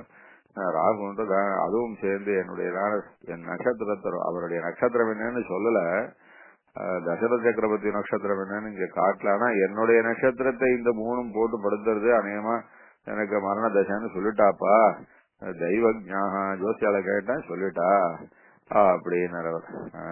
அதனால இந்த சமயத்துல 3 விஷயம் பார்த்தோம். இப்போ ஜாதகத்தை வால்மீகி பகவான் நம்பராட்டத்தை பார்த்தோம். அடுத்தது இந்த பக்ஷி சாஸ்திரம் அதையும் அவர் நம்பரார்னு பார்த்தோம். அடுத்தது 3வதாக இப்ப பார்த்து சொப்பனத்தையும் நம்புறோம் அப்படின்னு பார்த்தோம். அது மாத்திரம் இல்ல, இப்படி ஒண்ணுன்னா காட்டிகிட்டே போறாரு. திரும்பியும் கூட வரும். இப்போ பெருமாள் ஆரண்யகாண்டத்துல ஹா சீதா ஹா லட்சுமணா அப்படின்னு மாறிச்சுன்னு கத்திவிட்டான். கத்தினான்னா பெருமாளுக்கு பயம் வந்து கொடுத்து, ஐயோ இவன் என்ன இப்படி திடீர்னு காலவாரிட்டானே, என்னோட குரல்ல நானே ஏதோ ஆபத்தில் இருக்கா போல இவன் கத்தி காட்டிட்டானே, சீதை பயந்து போயிடுவாளே. ரொம்ப பிரேமமோ இல்லையோ, அதிஸ்னேகா பாபசங்கின்னு ஒரு வார்த்தை உண்டு. ரொம்ப பிரியமா இருக்கிறவா, ஐயோ அவ நன்னா இருக்காளா அவளுக்கு ஏதாவது வந்துடுமே, என்ன ஆச்சோ ஏதாச்சோ அப்படின்னு ரொம்ப பிரியமா இருக்கிறவாளை பத்தி கவலை இருந்துட்டே இருக்கும். பிரியமும் இல்லாதவாளை பத்தி ஒரு கவலையும் இருக்காது. அவ யார பத்தி நமக்கு ஒண்ணும் தெரியாது, அவளை பத்தி எதுவுமே தெரியாது நமக்கு. அதான் பிரியமா இருக்கிறவாள் இடத்துல பயம் இருந்துட்டே இருக்கும். நன்னா இருக்கணுமே அப்படின்னு. ஆண்டவன் சாய்பர் விளையாட போனா குழந்தை அவன் பாட்டுக்கு நல்லா ஜமானிச்சுட்டு வருவான். ஆனா அம்மா என்ன சொல்லிட்டு இருப்பா, அப்படி ஐயோ இந்த பையன் போச்சு, பந்து விளையாட போச்சு, எங்க விழுந்து மண்ணை வாரிட்டு வந்து அடிபட்டுன்னு வரப்போறதோன்னு பயந்துட்டே இருப்பாளாம். அது அதிஸ்னேகா பாபசங்கி அப்படின்னு. அது மாதிரி ஏற்கனவே சீதைக்கு நான் எங்காவது அப்பால போனேன்னா அதுக்காக நன்னா இருக்குமே, க்ஷேமமா இருக்குமே, அவருக்கு ஒண்ணும் வரக்கூடாது, நானா திருப்பி அவரை நன்னா பாக்கணுமே நானு அப்படின்னு ஒரு ஆசையும் பயமும் ரொம்ப எதிர்பார்ப்புமா இருப்பா. அப்பேற்பட்ட சீதைக்கு இந்த பயல் போய் சும்மா இல்லாம சீதை லட்சுமணான்னு கட்டிவிட்டான், என்ன ஆக போறதோ அப்படின்னு பயந்துன்னு வர்றாரு. வாரச்சே சொல்றாரு. என்ன சொல்றாருன்னா, குருரஸ்வனாக யதாவை மிருகங்காச்ச கோமாயுஷைவ பைரவஸ்வரம். என்ன இப்படி ரொம்ப பயங்கரமா ஊழையிடுறது, மிருகங்கள்லாம் பார்க்கறது, வாசந்தே சகுனாச்சாவி, பட்சிகளும் ஆகாசத்திலே பட்சிகளும் கெட்ட விஷயத்த சொல்றா போல அதெல்லாம் பயந்து அலறது, பூமியிலே மிருகங்களும் கெட்ட விஷயத்த சொல்றா போல எல்லாமே பயந்து எல்லாம் சப்திக்கிறது. என்ன ஆக போறதோ, நீதா நிஜ கோராணி திருஷ்யந்தே அத்திய பகூ நிஜ, ஒரு சகுனமும் நன்னா இல்லையே, நான் என்ன பண்ணுவேன் அப்படின்னு ராமன் அப்படியே சீதையை நினைச்சுட்டு அப்படியே பயந்துட்டே வராராமது அப்படின்னு சொல்லி ஏற்கனவே சொன்ன விஷயம்தான். இந்த சகுன சாஸ்திரத்தை இன்னொரு இடத்துலயும் இது பல இடங்கள்ல வரும். இந்த சகுன சாஸ்திரம் மட்டும் ராமாயணத்துல பல இடங்கள்ல வரும். அப்புறம் இன்னொன்னு அடுத்தது பார்த்தான்னா ஆரூட சாஸ்திரம்னு ஒண்ணு உண்டு. ஆரூடம்னு கேள்விப்பட்டிருப்பேன். ஒண்ணுமே வேண்டாம், அவளுக்கு ஜாதகம் கொடுக்க வேண்டாம், கைரேகையை காட்ட வேண்டாம், எதுவுமே சொல்ல வேண்டாம். அந்த ஆர்வடம் பாக்குறது தெரிஞ்சவா கிட்ட போய் அந்த சமயம் போய் நின்றுட்டு இது மாதிரி நல்ல மோதிரம் ஒண்ணு காத்தாலே இந்த காணும் திடீர்னு கையில, அது எங்கேயோ விழுந்துட்டு தேடி பார்த்தேன் சுவாமி, கிடைக்கவே இல்லை, அது மனது கஷ்டமா இருக்கு, அது நல்ல மோதிரம், அது கிடைக்குமா கிடைக்காது, அது எங்க இருக்கு எங்க விழுந்துட்டுன்னு சொல்ல முடியுமா அப்படின்னா டக்குனு சொல்லிடுவா. அது மாதிரி ஒரு மனுஷால் எங்கேயோ போனா காணாம போயிட்டா என்ன ஆச்சுன்னே தெரியல, அவள் என்ன நன்னா இருக்காளா இல்லைன்னா ஏதாவது என்ன விஷயம் ஏன் இது அப்படின்னா உடனே கேட்ட உடனே டக்குனு சொல்லிவிடுவா. இது மாதிரி ஆர்வட சாஸ்திரம்னு பேர். இது ரொம்ப சூக்ஷ்மமான சாஸ்திரம். இந்த ஆர்வட சாஸ்திரத்திலேயே பலவிதமான ஆர்வட சாஸ்திரம் இருக்கு. அதுல ஹோரான்னு ஒரு சாஸ்திரம் இருக்கு. அந்த ஹோரா சாஸ்திரத்தை கொண்டு ஆர்வடம் சொல்றதுன்னு ஒண்ணு. அதுல வால்மீகிக்கு நம்பிக்கை இருக்குன்றத காட்டுறாரு ராமாயணத்துல. எப்ப ஹோரா சாஸ்திரம்னா இப்ப ஹோரைகள்னு சொல்லுவா, பஞ்சாங்கத்தை கூட பார்க்கலாம். இப்ப இந்த ஹோரை அடுத்த ஹோரை அப்படின்னு சொல்லி எப்போ சூரியன்னா ஏன் சூரிய ஹோரை அப்படி அன்னைக்கு உதிக்கச்சே சூரிய ஹோரை இருக்கும், அதனால அதுக்கு அன்னைக்கு அது சூரியன் தான் அன்னைக்கு ஆரம்பம். சூரிய ஹோரை அப்படின்னா அடுத்து திங்கக்கிழமை காத்தால முதல் ஹோரை உரையேற்றும் போது அத சந்திரன் தான் சந்திர ஹோரையா இருக்கும். இது மாதிரி ஹோர கணக்கு உண்டு. 7 ஹோரைகள் சொல்றது. இந்த ஹோரா சாஸ்திரத்தை வச்சுட்டு அதாவது 1 ஹவருக்கு 1 அது மாத்திரம் அங்க விஷயம் என்னன்னா ஹவர்லி பேஸ்டு. அது சூரியன் சந்திரன் இந்த மாதிரி அது இதே வரிசையில வராது, அது வேற ஒரு வரிசை. 7 ஹோரைகள் வரும், திருப்பி அடுத்து 7 ஹோரைகள் வரும், திருப்பி அடுத்து 7 ஹோரைகள் வரும், திருப்பி இப்படி 7 ஹோரைகளா மாறிண்டே வரும். அது இந்த 7 கிரகங்களுக்கு ஒன்னொன்னுக்கு ஒரு ஹோரையா வரும். ஹோரான்னாலே ஹவர்னு தான் பேரு. சம்ஸ்கிருதத்துல ஹோரா என்பதுதான், அப்புறம் இங்கிலீஷ்ல ஹவர்னு வந்திருக்கு. நிறைய விஷயங்கள் சம்ஸ்கிருதத்துல இருக்கிற சப்தங்கள் இங்கிலீஷ்ல அது அப்படி வந்துரும். அது சம்ஸ்கிருதத்துல பிராத்தான்னா இங்கிலீஷ்ல பிரதர் அப்படின்னு வரும். இது மாதிரி நிறைய வரும். மாதான்னா மதர்னு வரும். அது சம்ஸ்கிருதம் எல்லாத்துக்கும் ஆதி பாஷையா இருக்கிறதுனால அதுல இருந்து நிறைய வார்த்தைகள் பல பாஷைகளில இருக்கும். அதுல ஹோரா சாஸ்திரம், அதுல ஹோரான்னு அந்த அது என்ன ஹோரை அப்படின்றத கணக்கு பண்ணிப்பா. நம்ம ஆரோட கேட்க போச்சு அது என்ன ஹோரை. இப்ப நாம என்ன டைம்னா இப்படியே சொல்லுவோம் 7:30 8:30 டைம் சொல்றோம். அது அந்த அது என்ன ஹோரைன்றதையும் கணக்கு பண்ணி வச்சுப்பா. அப்படி மனசுல ஓடிட்டே இருக்கும் அவளுக்கு. எப்படி நமக்கு இந்த 1 2 3 டைம் 12 வரைக்கும் ஓடிட்டே இருக்கும், அதே மாதிரி ஆர்வம் தெரிஞ்சவாளுக்கு மனசுல ஹோரைகள் ஓடிட்டே இருக்கும். இது என்ன ஹோரை, இது என்ன ஹோரை, இது என்ன ஹோரைன்னு ஓடிட்டே இருக்கும். அவகிட்ட போய் கேட்டான்னா அந்த ஹோரைக்கு தகுந்த மாதிரி உடனே அந்த சமயத்துல அந்த கிரகங்கள்லாம் கணக்கு பண்ணி அது அந்த அந்த சமயத்துல ஒரு லக்ன உதயம் வச்சுப்பாவா. அதை வச்சு டக்குனு பதில் சொல்லிடுவா. இது எங்க இருக்கு, என்ன ஆச்சு, இந்த மனுஷன் எங்க இருக்கார் அப்படின்னா, இந்த மனுஷன் எங்க காணமே அப்படின்னா, இந்த மனுஷன் இந்த மாதிரி தண்ணி கரையில இருக்கார், ஏதோ குளத்தம் கரையில உட்கார்ந்து இருக்கார், கோவில் இருக்கார், உச்சமா இருக்கார், இல்ல அவருக்கு ஏதோ ஆயிடுச்சு, அது மாதிரியான விஷயங்கள் தொலைஞ்சு போச்சுன்னா இந்த விஷயம் கிடைக்குமா கிடைக்காதா இப்படின்னா ஆர்வம்ன்றது ரொம்ப துல்லியமா கூட சொல்லுவா. ரொம்ப ரொம்ப துல்லியமா சொல்லுவா. அது ரொம்ப பிரமிப்பா இருக்கும். அவ்வளவு துல்லியமா ஜாதகத்தை பார்த்து சொல்றதே கஷ்டம். ஜாதகத்தை விட ஆர்வத்துக்கு ரொம்ப துல்லியமா சொல்லிடுவா. அது ரொம்ப பிரமிப்பா இருக்கும். அது மாதிரியான ஒரு சாஸ்திரம் உண்டு. அத நம்பிக்கை இருக்கு வால்மீகி பகவானுக்கு. எப்படின்னா ராவணன் தூக்கிட்டு போயிட்டான் சீதைய. அப்புறம் பெருமாள் தேடிட்டு வர அந்த அண்ணா ஜடாயு பெரிய உடையார்னு சொல்றது அவர் வீழ்ந்து கிடக்கிறார். அவர் முதல்ல அவர் என்னவோ ராட்சசனா அப்படி இப்படின்னு நினைச்சுன்னு அப்புறம் கிட்ட போனான்னா அவர் யாம் ஓஷதியும் ஆயுஷ்மன்னு அன்வேஷதி மகாவனே சா தேவி மமஜ புராணா ராவணேனோ பயமுதம் அப்படின்னு. அப்பா ராவணன் ஒரு பாவி வந்தான், அவன் சீதையும் தூக்கிட்டு போயிட்டான், என் பிராணனையும் தூக்கிட்டு போயிட்டான்பா. எப்படி நல்ல பெரிய வனத்துல அடர்த்தியான வனத்துல ரொம்ப ஆச்சரியமா சஞ்சீவி மூலிகை மாதிரி நல்ல விஷயமான ஒரு ஓஷதியை தேடுறா போல இந்த பெரிய வனாந்தரத்துல அப்பேற்பட்ட சஞ்சீவி மூலிகை போல சீத்தை இருப்பா. அவளை தேடின்னு வரையப்பா.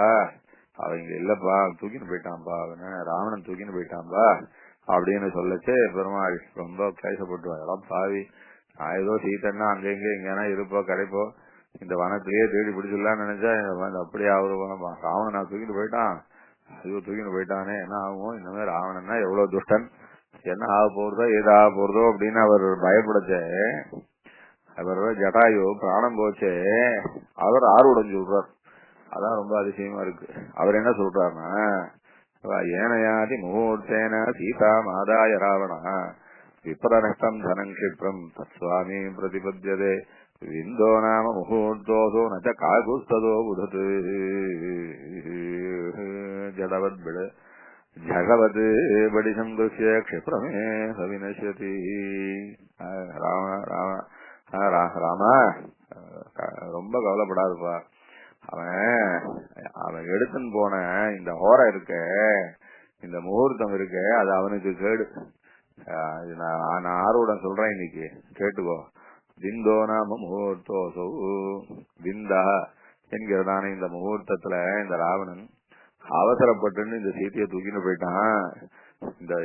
அதனால இப்ப ஹோராசாஸ்திர பிரகாரம் இந்த விந்த முகூர்த்தத்துல எந்த வஸ்துவ யார் அபகரிச்சாலும் அதை அபகரிச்சவனுக்கு கேடு. அபகரிக்கப்பட்ட வஸ்துவானது சொந்தக்காரனிடத்துல நன்னா பத்திரமா திரும்பி வந்துரும்னு ஆர்வம் இருக்கு. அதனால நீ ஒன்னும் பயப்படாத. அவ்வளவு தூரம் மூச்சு போச்சே, மத்ததெல்லாம் ஒன்னும் பேச முடியலன்னாலும் அவ ஜடாயு அவெல்லாம் சகுனி, அதாவது சகுனினா பக்ஷி, பட்சிகளோ இல்லையோ, பட்சிகளுக்கு ஏற்கனவே வரப்போறது அதெல்லாம் சுபாவமா தெரிஞ்சிருக்கு. அதனால தானே பக்ஷி சாஸ்திரம் வச்சிருக்கா. அதனால அவர் சொன்னார், எப்பா எனக்கு தெரிஞ்சு எங்க பக்ஷி சாஸ்திரத்து பிரகாரமும் ஆரோட சாஸ்திர பிரகாரமும் சொல்றேன், சீதை உனக்கு கட்டாயம் திரும்பி கிடைச்சிருவா, நன்னா க்ஷேமமா கிடைச்சிருவா. எந்த ராவணன் இதை தூக்கிட்டு போனானோ அவன் வேற ஒண்ணும் இல்ல, எப்படி ஆக்கும் ஒரு மீனானது தூண்டில் இருக்கிற ஒரு வசுவை பார்த்து அந்த வசுவை நாம அனுபவிச்சுள்ளான்னு நினைச்சு வந்து மாட்டின்னு செத்து போயிடுமோ, அது போல சீதையானவள் இப்போ அந்த மத்ஸ்யத்துக்கு தூண்டில்ல வச்ச ஆகாரம் மாதிரி இந்த ராவணனுக்கு இந்த சீதையானவள் இப்பொழுது அவ விஷமா இருக்க போறாள். ஒண்ணும் அதனால ஜஷவத்து படிசம் ஜஷவத்து படிசம் கிருஷ்ய க்ஷிப்ரமேவ வினஷ்யத்தை. எப்படியாக்க அந்த மீனானது இந்த விஷமான ஆகாரத்தை போய் கவர்றதோ அது போல கவிட்டா பயப்படாத. இப்ப விந்தம் பிரதான் இந்த முகூர்த்தத்துல அவன் அவதரிச்சுட்டு போயிருக்கிறதுனால ஆரோடம் சொல்றேன், நீ நன்னா இருப்பப்பா, நாமடியா நன்னா பத்திரமா திரும்பி வந்துருவா அப்படின்னு சொல்லி ஆசீர்வாதம் பண்ணிட்டு ஒரு பிராணன் விடுறார். இதுல என்ன விஷயம் சொல்றாருன்னா, இந்த ஓரா சாஸ்திர பிரகாரம் ஆரூடம் சொல்றது, இந்த ஓரா சாஸ்திர பிரகாரம் ஆரூடம் சொல்றது அதுவும் நம்பக்கூடியதான சாஸ்திரம் தான். எல்லாம் சாஸ்திரங்கள்லாம் நம்பக்கூடியதா தான் இருக்கு. அதை தெரிஞ்சுக்கிறவா கொஞ்சம் சுமாரா அறியும் குறையுமா அப்படி தெரிஞ்சுட்டு சில விஷயங்கள்ல ஏதோ சரி அது எல்லாத்துலயும் இருக்கு.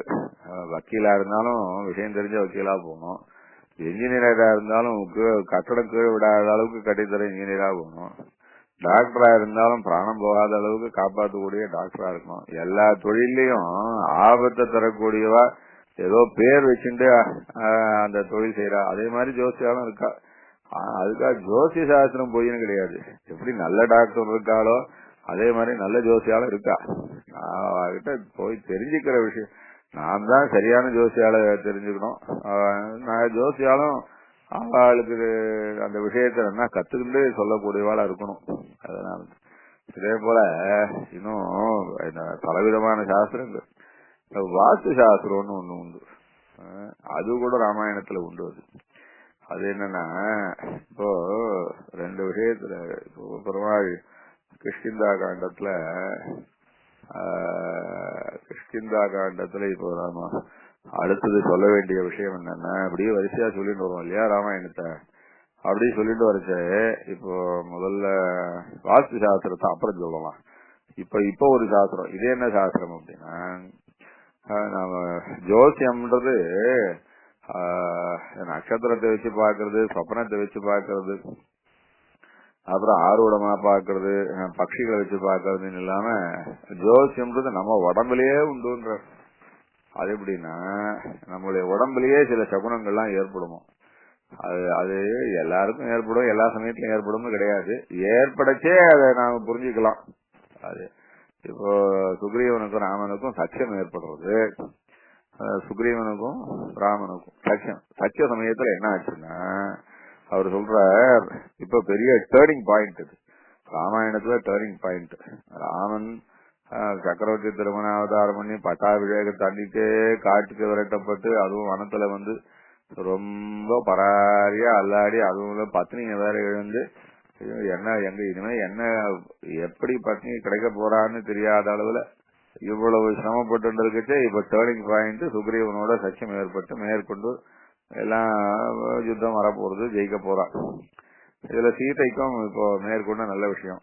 அது என்ன சொன்னார்னா, ராமனுக்கும் சுக்ரீவனுக்கும் சக்கியம் ஏற்பட்ட அக்னி சாட்சிகமா கை பிடிக்கச்சே, சீதா கபீந்திர க்ஷணதாஜரணம் ராஜீவஹேமஜ்வலனோபமானி சுக்ரீவராம பிரணய பிரசங்கே வாமானி நேத்ராணி சமம் ஸ்புரந்தீன.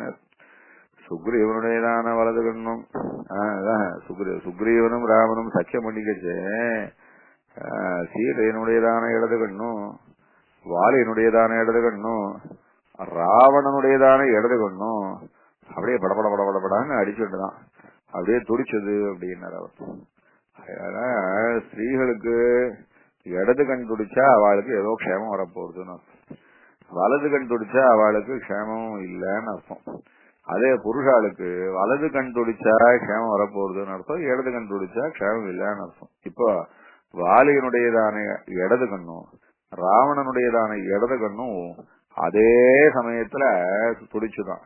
திருவண்ணாண்டவன் சாஹிப் அது என்ன 3 இடத்துலயும் இது வச்சு பாத்துருக்காரு, கேமரா வச்சு ஒரே டயத்துல பாத்துருக்காரு சுவாமி. இங்க இந்த பக்கம் ரிஷிமுக பர்வதத்திலயும் கேமரா வச்சு பாத்துருக்காரு. இங்க நடந்துட்டு இருக்கு ராமசுக்ரீவர் இடத்துல சக்கியம் நடந்துட்டு இருக்கு. வாலியனுடையதான சபையில ஒரு கேமரா வச்சு பாக்குறாரு, ராவணனுடையதான சபையில ஒரு கேமரா வச்சிருக்காரு, அசோகவனத்துல ஒரு கேமரா வச்சிருக்காரு. 3 கேமராலையும் பார்த்தாராம். அது பார்த்தான்னா அப்படியே க்ளோஸ்அப்ல பார்த்தா பிராட்டியினுடைய இடது கண் துடிக்கிறது, ராவண சபையில ராவணனுடைய இடது கண் துடிக்கிறது, வாலி சபையில வாலியனுடைய இடது கண் துடிக்கிறது. 3 பேருக்கும் ஒரே சமயத்துல இடது கண்ணாவே துடிச்சுதான். அதுல சீதை பெண்ணானபடினாலே சீதைக்கு இடது கண் துடிச்சது க்ஷேமமா போச்சு. வாலியும் ராவணனும் புருஷாலானபடினாலே அவ வலது கண் துடிச்சது தப்பா போச்சு அப்படின்னு சொல்றது. அதே போல இங்க இந்த நம்முடைய உடம்புலயே சில இது போல அறிகுறிகள்லாம் தென்படும். அதை கூட நான் நம்புறேன் அப்படின்னு வால்மீகி பகவான் இந்த ராமாயணத்துல இந்த மாதிரியான இடத்துல சொல்ற. இதுக்கு அடுத்தது என்னன்னா வாஸ்து சாஸ்திரத்தை நம்புறாரு வால்மீகி. அது எங்கன்னா வாஸ்து சாஸ்திரம்ன்றது இப்ப ரொம்ப பிரபலம், எல்லாரும் வாஸ்து சாஸ்திரத்தை பத்தி ரொம்ப பேசிக்கிறா, ரொம்ப எஃபெக்டிவாவும் இருக்கு. எனக்கு தெரிஞ்ச பல பேருக்கு வாஸ்து சாஸ்திரம் ரொம்ப ரொம்ப எஃபெக்டிவா இருக்கு பாக்குறேன். வாஸ்து சாஸ்திரத்தை பத்தி சொல்றேன். எப்பன்னா சுக்ரீவனுக்கு பட்டாபிஷேகம் ஆயிடுத்து. அது பட்டாபிஷேகம் ஆனா விட்டு இப்ப ராமன் சொல்றார், இது நீ ரொம்ப நாளா பத்னி இல்லாம கஷ்டப்பட்டு இருக்க, இந்த சமயத்துல நான் உன்னை யுத்தத்துக்கு அழைச்சின்னு போறது அது அவ்வளவா நல்லா இருக்காது, மழை காலமா வேற இருக்கு. அதனால மழை காலத்துல யுத்தத்துக்கு போனா எங்க பார்த்தாலும் ஒரே மழையா இருக்கும், வழியெல்லாம் ஒரே இம்சையா இருக்கும், ஆறுகள்லாம் வெள்ளமா இருக்கும், தாண்டி போறதுலாம் ரொம்ப சிரமம். எல்லா ஆறுகள் மேலேயும் அணை கட்டிட்டு போயிட்டு இருக்க முடியாது, இதெல்லாம் ரொம்ப சிரமம், காடுகள்லாம் விழுந்து கிடக்கும் எல்லாத்துக்கும். அதனால எல்லாரும் சௌக்கியமா ஒரு 4 மாசம் மழை காலத்துல இங்கெல்லாம் இருங்கோ, நீயும் ஒரு நாள் கழிச்சு பத்தினிய பாக்குற, அதனால ஒன்னா இருங்கோ, அப்புறம் 4 மாசம் கழிச்சு பாக்கலாம்னு சொல்றார். சரின்னு சொல்லிட்டு 4 மாசம் அவன் பத்தினியோட சௌக்கியமா அவன் சுக்ரீவன் இருக்கான. அத பெருமாள் என்ன பண்றார் சுவாமி அப்படின்னா, பெருமாள் லக்ஷ்மணனோட இந்த ரிஷிமுக பர்வதத்துல அப்படியே தங்கி இருக்காரு. ரிஷிமுக பர்வதத்துல தங்கி இருக்குச்சே, அங்க எங்க தங்கறது அப்படின்னு ஒரு விசாரம் வந்தது. அப்ப சொல்றாரு லக்ஷ்மணன் கிட்ட இடம் காட்டுறாரு அவர். லக்ஷ்மணன் கிட்ட இடம் காட்டுறாரு அவர். லக்ஷ்மணா இந்த வார இந்த குகைடா, இது இந்த குகை கொஞ்சம் சௌரியமா இருக்கும் போல இருக்குடா, வாஸ்து சாஸ்திர பிரகாரம் சௌரியமா இருக்கும் போல இருக்குடா. பிராகுத பிரவணே தேசே குஹா சாது பவிஷ்யதி பஷாச்சைவோன்னதா சௌமிய நிவாதேஜம் பவிஷ்யதி குஹத்வாராஜ சௌமித்ரே சிலா சமதலா சிவா கிருஷ்ணா ஜைவா யதா ஜைவ பின்னாஞ்சனஜயோபமா பிராச்சீனமாஹீம் ஜைவ நதீம் பிரசமகர்தமாம் குஹாயா புரதபுஷ்ய திரிகூடே ஜாஹ்னவி இவ. இந்த இடம் பார்த்தா வாஸ்துக்கு சரியா இருக்குடா, இந்த குகை அதிசயமா இருக்குடா. வர்றா அத கிட்டையே வாசல்லையே பெரிய ஆச்சரியமா நதி போறதுடா, கொஞ்சம் தூரம் தள்ளி போட்டா ஒரு நதி ஓடுறோம். அந்த நதி எப்படி போறதுன்னா பிராச்சீனமாகினேன் செய்வ கிழக்கு முகமா பாயறதுடா, மேற்கே வசனமாயும் கிழக்கே வெள்ளமாயும் இருக்கிற அந்த வாட்டத்துல நதி பாயறதுனால இந்த இடமானது நமக்கு வாஸ்து பிரகாரம் சரியா இருக்கு. அது மாத்திரம் இல்ல, பிராகுத பிரவணே தேசே குஹா சாது பவிஷ்யதி. பிராகுத பிரவணே மேற்கு பாகம் வசதியா இருக்குடா, மேற்கு பாகம் தூக்கிட்டு இருக்கு. கிழக்கு பாகத்துல அதுவும் வடகிழக்கு பாகம் பள்ளமா இருக்கு. வடகிழக்கு பாகம் பள்ளமா இருக்கிறதுனாலையும் மேற்கு பாகம் தூக்கிட்டு இருக்கிறதுனாலையும் குஹத்வாரம் வாசல்ல சமதளமாக இருக்கிறதுனாலையும் அது சமதளமா இருக்கு. அது அதுக்காக சொல்றது, வாசல் தூக்கிட்டு இருக்க கூடாது, அது தூக்கிட்டு இருக்க கூடாது, அத வாசல் மேடா இருக்க கூடாது. அதுக்காக சொல்றாரு அவர். கிழக்கு பக்கம் மேடா இருந்ததுன்னா அது வசதி கிடையாது, மேற்கு பக்கம் தான் மேடா இருக்கணும். அது மாதிரி வடக்கு பக்கம் வசதியா இருக்கக்கூடாது, தெற்கு பக்கம் தான் வசதியா இருக்கணும் ஆத்து வாசல்ல. அதே மாதிரி குஹத்வாராஜோ சௌஷலா சமதலா சிவா அப்படி வாசல்ல நிறைய இடம் இருக்குடா, அது கூட சௌக்கியம். கிழக்கு பக்கமாயும் வடக்கு பக்கமாயும் ஆத்துல இடம் விசாலமா கொஞ்சம் ஓப்பன் நிறைய இருக்கணும். அதே சமயம் தெற்கு பக்கமாயும் மேற்கு பக்கமாயுமா இருந்தா கிழக்கு வடக்கை விட கம்மியா இருக்கணும். அதாவது ஓப்பன் பிளேஸ் எவ்வளவுக்கு எவ்வளவு கம்மியா இருக்கோ அவ்வளவுக்கு எவ்வளவு நல்லது. மேற்குலயும் தெற்குலயும் இடம் ஓரளவு அடைச்சுட்டு இருக்கணும். கிழக்குலயும் வடக்குலயும் இடம் இருந்ததுன்னா நல்லா நிறைய விசாலமா இருக்கணும். அது சொல்ற இது பாரு ரொம்ப சூப்பரா இருக்குடா இந்த இடம், அது தானே அப்படி அமைஞ்சிருக்குடா. அதனால இப்ப பிராச்சியம் ஜலம் வேற கிழக்கு பக்கமா பாயிடுது, அதுவும் நல்லா இருக்கு. வடகிழக்கு இடம் ரொம்ப பள்ளமா இருக்கு, அதுவும் ரொம்ப விசேஷம். இப்ப வடகிழக்கு இடம் ஆத்துக்கே வடகிழக்கு இடம் பள்ளமா இருக்கணும், அது ரொம்ப முக்கியம். தென்மேற்கு மூல கொஞ்சம் ஆட்லயே வசதியா கட்டடத்துல அது வசதியா இருக்கணும், பள்ளமா இருக்கணும். இது ரொம்ப நல்லா இருக்குடா. இது பஷாய செய்வ உன்னதா சௌமியா நிவாதேயம் பவிஷ்யத்தி அப்படின்னு. அதனால மேற்க வேற ரொம்ப சூப்பரா இருக்கு, வசதியா இருக்கு. அதனால இது வாஸ்து பிரகாரம் சூப்பரா இருக்குன்னு. அதனால பெருமாளே வாஸ்து சாஸ்திரத்தை நம்பி இருக்காருன்னு தெரியுது. அத வால்மீகி பகவான் அந்த வாஸ்து சாஸ்திரத்தை சொல்லி இந்த இடம் நல்லா இருக்கா அப்படின்னு வாஸ்து சாஸ்திரத்தை தான் நம்புறேன்னு காட்டுறாரு அவர். அதாவது இப்பெல்லாம் எதையெல்லாம் சில பேர் நம்ப மாட்டாலோ இல்ல எதையெல்லாம் மூட நம்பிக்கை அப்படின்னு கூட சொல்லுவாளோ அந்த விஷயங்கள் எல்லாம் சொல்ற. நம்பிக்கை மூடத்தனமா அப்படி நினைக்க வேண்டாம். அது விஷயத்த சரியா தெரிஞ்சுட்டா சரியா இருக்கும். சரியா தெரியாததுனால ஏதோ சில தப்பா கணக்கு போட்டுட்டு பலிக்கலைன்னா போற மொத்தம் தப்பு எல்லாம் புழுகு அப்படின்னு சொல்லுவாளாம். அப்புறம் அடுத்தது இன்னொரு விஷயம், நிறைய விஷயம் இருக்கு ராமாயணத்துல. பொதுவா மூட நம்பிக்கைகள் அப்படின்னு எதையெல்லாம் ஒதுக்குவாரோ அதையெல்லாம் வால்மீகி ஒத்துன்னு இருக்காரு. சரியா தெரிஞ்சுன்னு சரியா கால்குலேட் பண்ணா அப்புறம் அதுல மூடத்தனம் என்ன இருக்கு அப்படின்ற அபிப்பிராயம். அதனால அடுத்தது என்னன்னா இன்னொரு விஷயம் பார்க்கலாம். அனுமார் லங்கையில நுழைச்சு அந்த லங்கையில ராட்சசி வருது பலான்னு ஒரு அறை வைக்கிறார். அது சொல்லிடுச்சு, நீ எங்க வேணா போய் பாத்துக்கோப்பா. ஏற்கனவே இந்த மாதிரி சொல்லியிருக்காரு, பிரம்மா சொல்லியிருக்காரு, குரங்கு உன்னை அடிச்சதுன்னா அதோட போச்சு உன் கதை அப்படின்னு. நீ எப்படி வேணா போய்க்காப்பா, ரொம்ப சந்தோஷம், கையை கூப்பிட்டு போயிடுத்தது. அடுத்தது இவர் என்ன பண்றாருன்னா அத்வாரேன மகாவீரியா பாகாரமவபுப்துவே அப்படி சக்கரேத பாதம் சவ்யம் சத்ருணாம் சதுமூர்தனி. லங்கா தேவிய எப்படி வேணா வா உள்ள போய் தேடி கொண்டு போயிட்டு இல்லையோ, இவர் கம்பீரமா வாசப்படியால நுழையலையா, ஒரு குதிச்சாராம், நேரம் மதில் மேல போய் உட்கார்ந்தாராம். மதில் இருந்து தொப்புன்னு அப்பால குதிச்சாராம். குதிக்கிச்சே இடது கால கீழே வச்சு குதிச்சாராம். எதுக்காக அப்படின்னா இந்த லங்கா நாசமா போக என் தாயாரை தூக்கி வச்சிருக்குது அப்படின்னு நினைச்சுன்னு இடது காலை வச்சாராம். வலது காலை எடுத்து வைத்து வாவான்னு பாட்டு கூட உண்டு.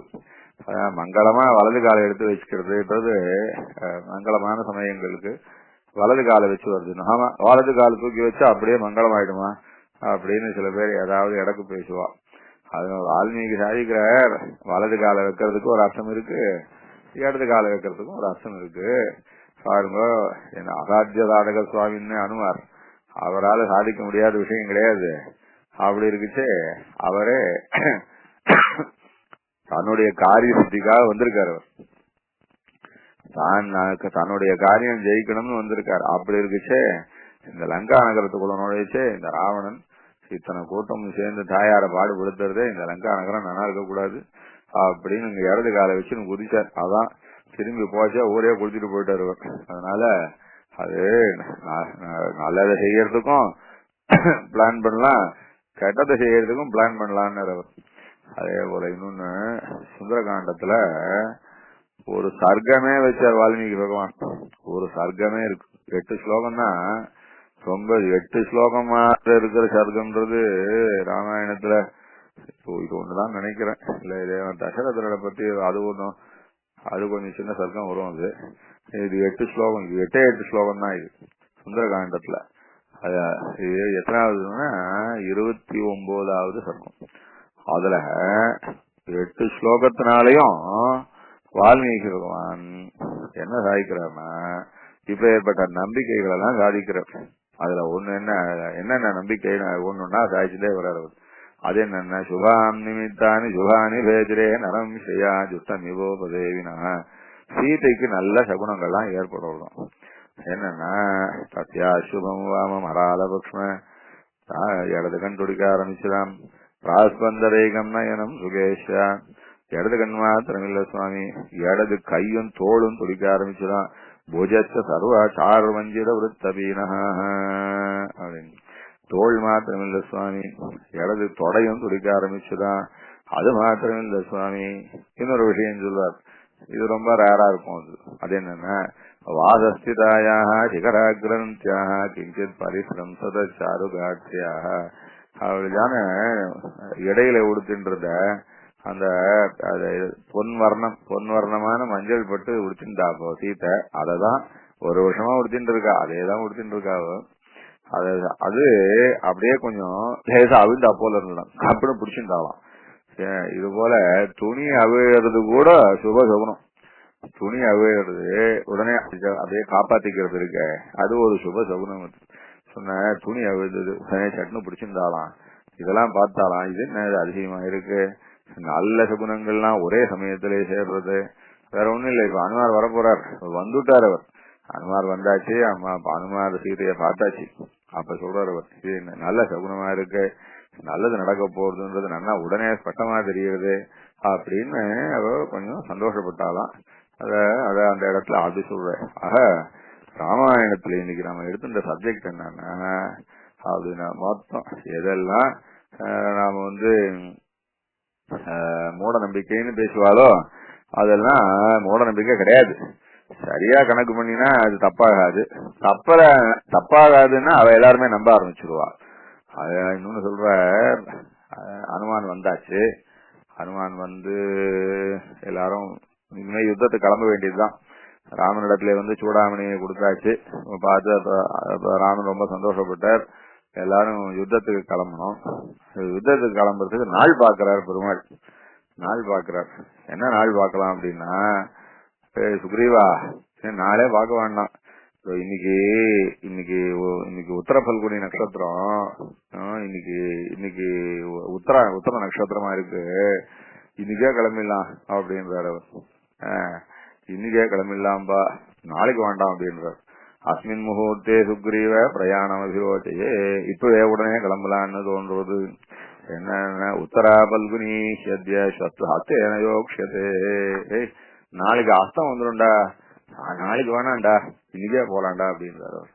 என்ன சுவாமி, அஸ்தமும் நல்ல நட்சத்திரம் தானே, அதுல உத்தரம் அஸ்தம் ரெண்டும் நல்ல நட்சத்திரம் தானே, ஆதிரி பரணி கேட்டு ஆயிலியம் முப்பூரம் அந்த மாதிரி 12 நட்சத்திரம் தானே கெடுதல். அஸ்தம் நல்ல நட்சத்திரமாச்சேன்னா ராமனுக்கு தன்னுடைய தாராபலன் பிரகாரம் பார்த்தா அஸ்தம் நல்ல நட்சத்திரம் கிடையாது. புனர்வசு தானே ராமன். புனர்வசு, புஷ்யம், ஆயிலியம், மகம், பூரம், உத்திரம். உத்திரம்னா 6வது நட்சத்திரம். 7வது நட்சத்திரம் அஸ்தம் 7வது நட்சத்திரமா போறது.